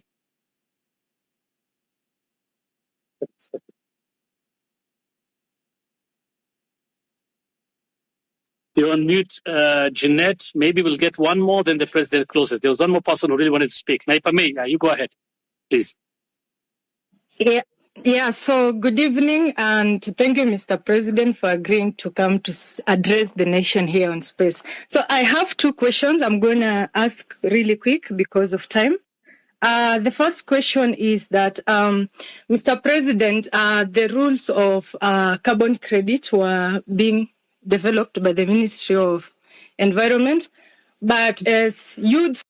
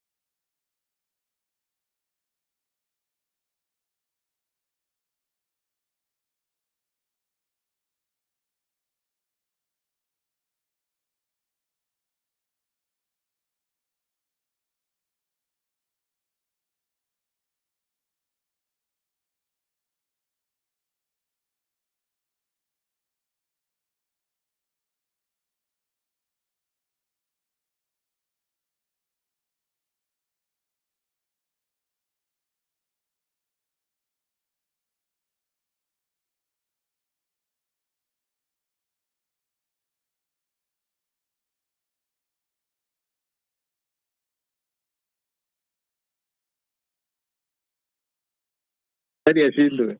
Wamefinya hiyo kitu. Wamefanya ile kitu. Wamefanya ile kitu bana. Imebidi nimerestart mbio mbio. Is that what you did? Yeah. Wow, that was fast because I think you've kept us all here. Yeah, you know Afro, nini imehappen?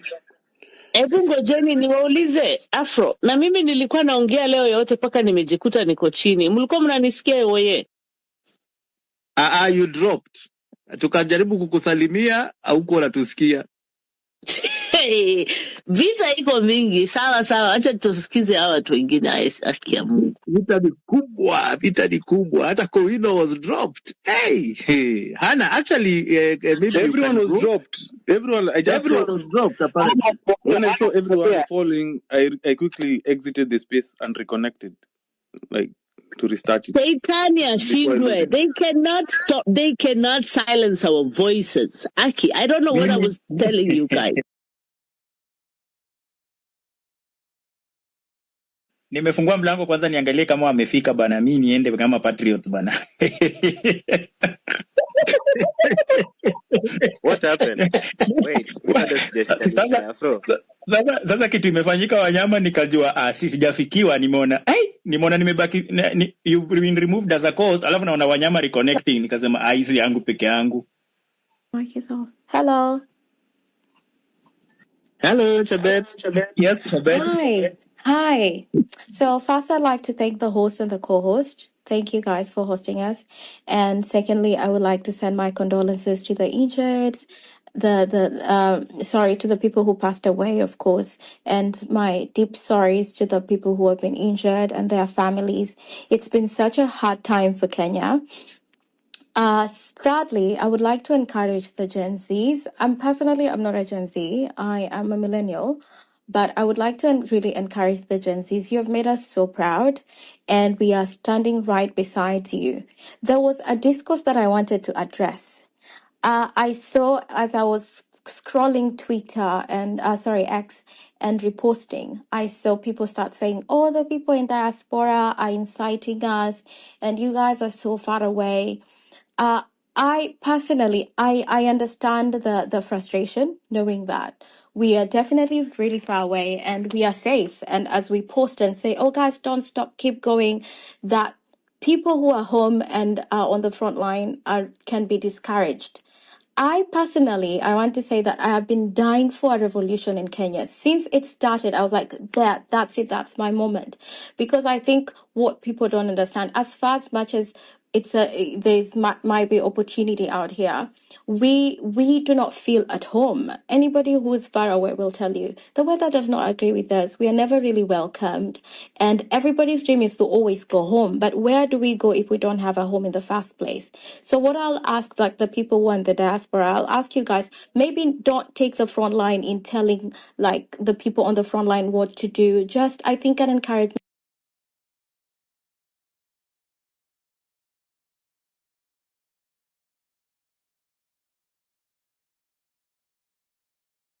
You're in the diaspora. Please, I know you are able to send more than anybody in Kenya would.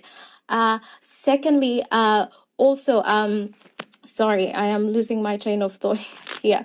But thirdly, because what Ruto has power, but he also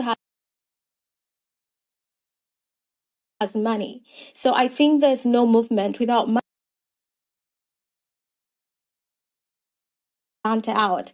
But I guess if you give them like a token of appreciation, it will really like boost their morale and they can keep fighting this good fight for us. So I would say if you're anywhere outside of Kenya, please send money to the cause. Do not fail. Every time you're paid like tax. When you're taxed, send money back home. And thank you so much, guys. I'm so proud of you. I'm so proud of Kenya. When it first happened, I had chills. I know all of you are now unimpressed because of all this performative politics that has started, and every politician now is coming and talking about the injustices.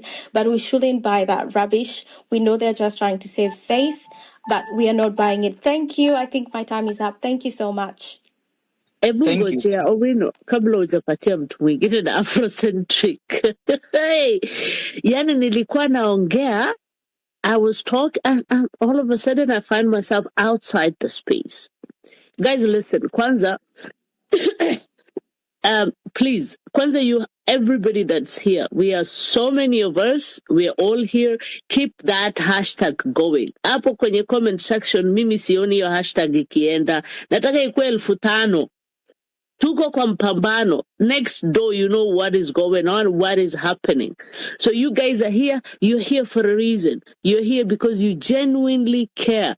You're here because your voices matter. You're here because you're not falling for the sideshows. Tumeelewana ama tujaelewana? Let that hashtag trend right in front of their faces. That's number one. Number two, let's not tusijishughulishe na hizi sideshows. Mimi nimekuambia the same people that are on same group walikuwa kiambia wakidirect watu, oh, let's have Ruto constitute the IEBC. Mimi nimeingia huko na nikaongea na nikasema yangu ya ukweli, and I don't care. I did, and I said it. And after a few minutes, watu walidropiwa kama wenda wazimu, because people started changing their mind. People saw the truth that I said, and I did not tell them we should do this or we should do that. Afro and everybody else who's here know me. I said, this is my opinion. This is what I think. I think these Gen Zs are smart people. Kenyans are smart people. So who am I to come and say we should do this, we should go there, we should... No. That's bullshit, okay? The only thing is, like, be safe while you're out there, regroup, yes. Beba handkerchief, beba maji, yada, yada. That we can say. A whole space 2 days ago was opened to tell people, oh, we need to strategize. Way forward is to have the IBC ifunguliwe. IBC ifunguliwe na nani? Unaambia mtu afanye mtihani alafu ajimakie mtihani yake. Sintajipatia Please, guys, I need 2,000 comments, 3,000 comments on that comment section. Zakayo ashuke. Shaitani ashindwe. Bye, guys. I'll come back at Asante Hannah. Yes, I've just posted. Let's all retweet. Let's follow each other. Follow Hannah. Hannah, I'm sure you've posted. Let's retweet and retweet each other. One of the reasons why these guys think they can betray is because they have followers. Let's unfollow them. Let's follow each other. Let's make each other's Nini trend. We are now 9,605 people here in this space. Guys, it's amazing. Eh? Now, Kowino, let me just take the Nini, the mic. Niseme vile nilikuwa nataka kusema. In a war, guys, and this I'm going to address to the Gen Zs, kwa sababu wazee wanajua hizi tactics. Me, I'm a Gen X. Wakati muko kwa vita, when you're running out of bullets, the strategy is keep firing. Ruto is running out of bullets. That's why he's continuing to fire. He will go after your leaders. He will send these messages that Hannah was saying. Hannah was in the same space with you, Jana. It was so demoralizing listening to people talking about that sijui reconstitute IBC. Who are your leaders? Kina Andrew Kibe, wanajaribu, they're pulling down any Gen Z. By the way, I would advise Gen Zs, musiingia kwa hizi spaces hao wazee, watawa confused bure. They are really, really interested in creating leaders, and that is what they are trying to do. So avoid their spaces, stick with each other, keep the ninis going. I wish we have more people telling us who the injured and the dead in Githurai are, because we need to push these names out and to honor our heroes. Guys, this is a war. Our Gen Zs have shown us the way. They are ready to die. They have gone and put their lives on the line. I gave an example of the ruler of the Ottoman Empire. The guy who started the Ottoman Empire, his name was Osman. His father's name was Ertugrul. Ertugrul aliambia watu wake, if you're going to come with me, dig your grave. Dig your grave. Our kids have dug their graves. They are so desperate that they have dug their graves. They are going out ready. Guys are wearing gunia zimeandikwa, mama, if I die in this struggle, at least I tried. We cannot back down. Now we cannot let them down. Okay, so let us remember that the enemy is one. It is Ruto. Don't be confused by TCG. Start with the legs. All these people who are saying these things. What nini kununuliwa wamenunuliwa. And by the way, the struggle is real. Poverty is not a joke. We are going to lose people along the way. Don't expect it to be easy. If you expect it to be easy, then 100% you're not fully invested. Hujasikia uchungu wa kutosha. The guys in the diaspora, thank you so much for supporting. Mimi nilikuwa diaspora. I worked in the Middle East for 16 years. I came back because my dad was unwell. I have now seen the inside. When you're outside, it's sometimes difficult. Guys sometimes think that diaspora doesn't care. Diaspora cares a lot. You're being cheated at watu diaspora. It is a divide and rule thing. The diasporans are actually more scared of losing Kenya than we are, because our wanajua how hard it is to be accepted in a foreign country. You're never accepted. You never feel at home. You always want to protect your motherland. So let us protect this motherland. We love it. We care for it. Tukianza kubebwa diaspora, mjue ni nyinyi mtakuwa mna open spaces. Okay, mkiona Chege amepotea kwa sababu Chege is very vocal, hata amejulikana huku kwa space, muchukue usukani. If I die, don't worry, bury me, but say my name and continue, soldier on.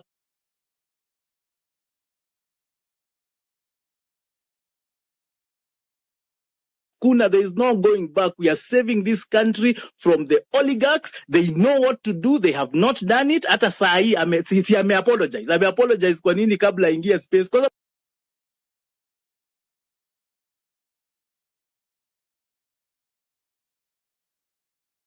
umesema ukikufa, like I said bana, tukikufa bana mtu celebrate, msianze kulialia mpaka mnasahau the cause bana, ni kupigania taifa, si kutulia wenye tumekufa.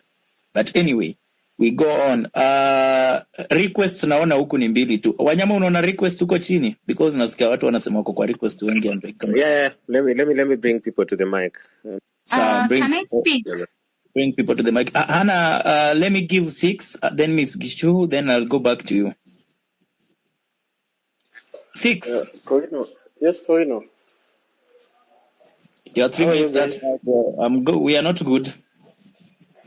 I want to tell Chege one thing. In a war, you don't fight the general. You fight his subjects, but you weaken the general by defeating his subjects. So if you go by when you are going to fight the general himself, you'll not succeed. So you can't fight Ruto head on, but you can paralyze him. There's one thing Ruto said today is that the IBC will be, the process will start on Tuesday, this coming Tuesday. That is next week, which will be on 9th. That is when he said the IBC will be, it's a law and he has been following the law. So as I said, we wait till Tuesday. If Tuesday we don't get it, we now go back to those streets. But I'll tell you guys one thing, we've won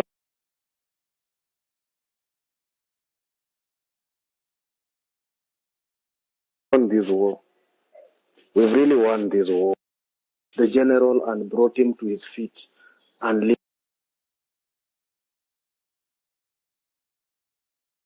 listening. The only thing that man has been arrogant is about his friends, because he knows without his friends he will not be where he is.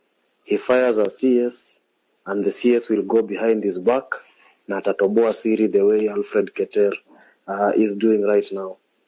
So that is what is happening right now, and he's saying he's going to have a reshuffle. So what I'll tell you guys, the war is not lost. We've won. Let me answer Wanyama first. Wanyama, I'll tell you one thing, and I'll say this on this space. I hate Ruto with passion. Even if Ruto was here and here, those people almost burned my dad's house down because that my dad was vying with a PNU ticket back in 2007. I hate Ruto with passion. I'll tell you that for free. Hata akwe ni yeye ako hapa, I cannot vote for him. While I'm just talking, I don't want more lives to be lost because we are going on the streets to fight. I want us now to fight this war strategically. And I said it on an earlier on space. Ruto beat us with strategy. Don't you think he's stupid when he comes to put a presser at 1 p.m. before he goes to the spaces? He's not stupid. He knows what he's doing. I'm putting this presser. I'm going to convince parents who are there, who are watching TV during the day. It's our old men kwa kijiji huko wamesikia Ruto wako. They are seated down. We are at work. Then he comes on a space at 2 p.m. when people are at work, so that he does not get the whole crowd that he wanted. That was a planned space. Who was his co-host? Osama was the host. Muhammad Ali was the co-host. It's strategy-wise. And if we go on this war without a strategy, we will not win. If we go na kifua, tutapigwa marisasi, tutapigwa ubongo zetu zitatoka. We will come back here to say, we are praying for the fallen heroes. Again, to go out and get more fallen heroes. That is not what we want. We want to paralyze this man by his feet, so that when we go next, we are going to strike with strategy. That is what we should be working on. The IBC is going to be constituted. If he stands by his word on Tuesday, then we will start by that. When it has been constituted and it has been formed, we go for his members of parliament. Recall each and every one of them till the last one who voted yes. That is what we should be planning out right here. But if we say that we go out to fight, I'm very sorry, we will be beaten down. Today, when I was coming to work, I was not able to pass via State House Road. Why? That is a road we use every day, Dennis Prit, when coming to work. Dennis Prit imefungwa iko na barricades 5. Hawezi pita. Go look Nyerere Road, the processional way, imefungwa, hawezi pita. Even passing through Nairobi University, Chiromo hapo wa MCA, ni ngumu because kumefungwa. Soldiers wamekaa mpaka hapa hill kwa barabara huko. Let us think with strategy, not think with emotions na hasira. Mimi siwezi votia Ruto, I cannot side with Ruto, and I don't love Ruto. Thank you. Thank you, Six. One man named Raymond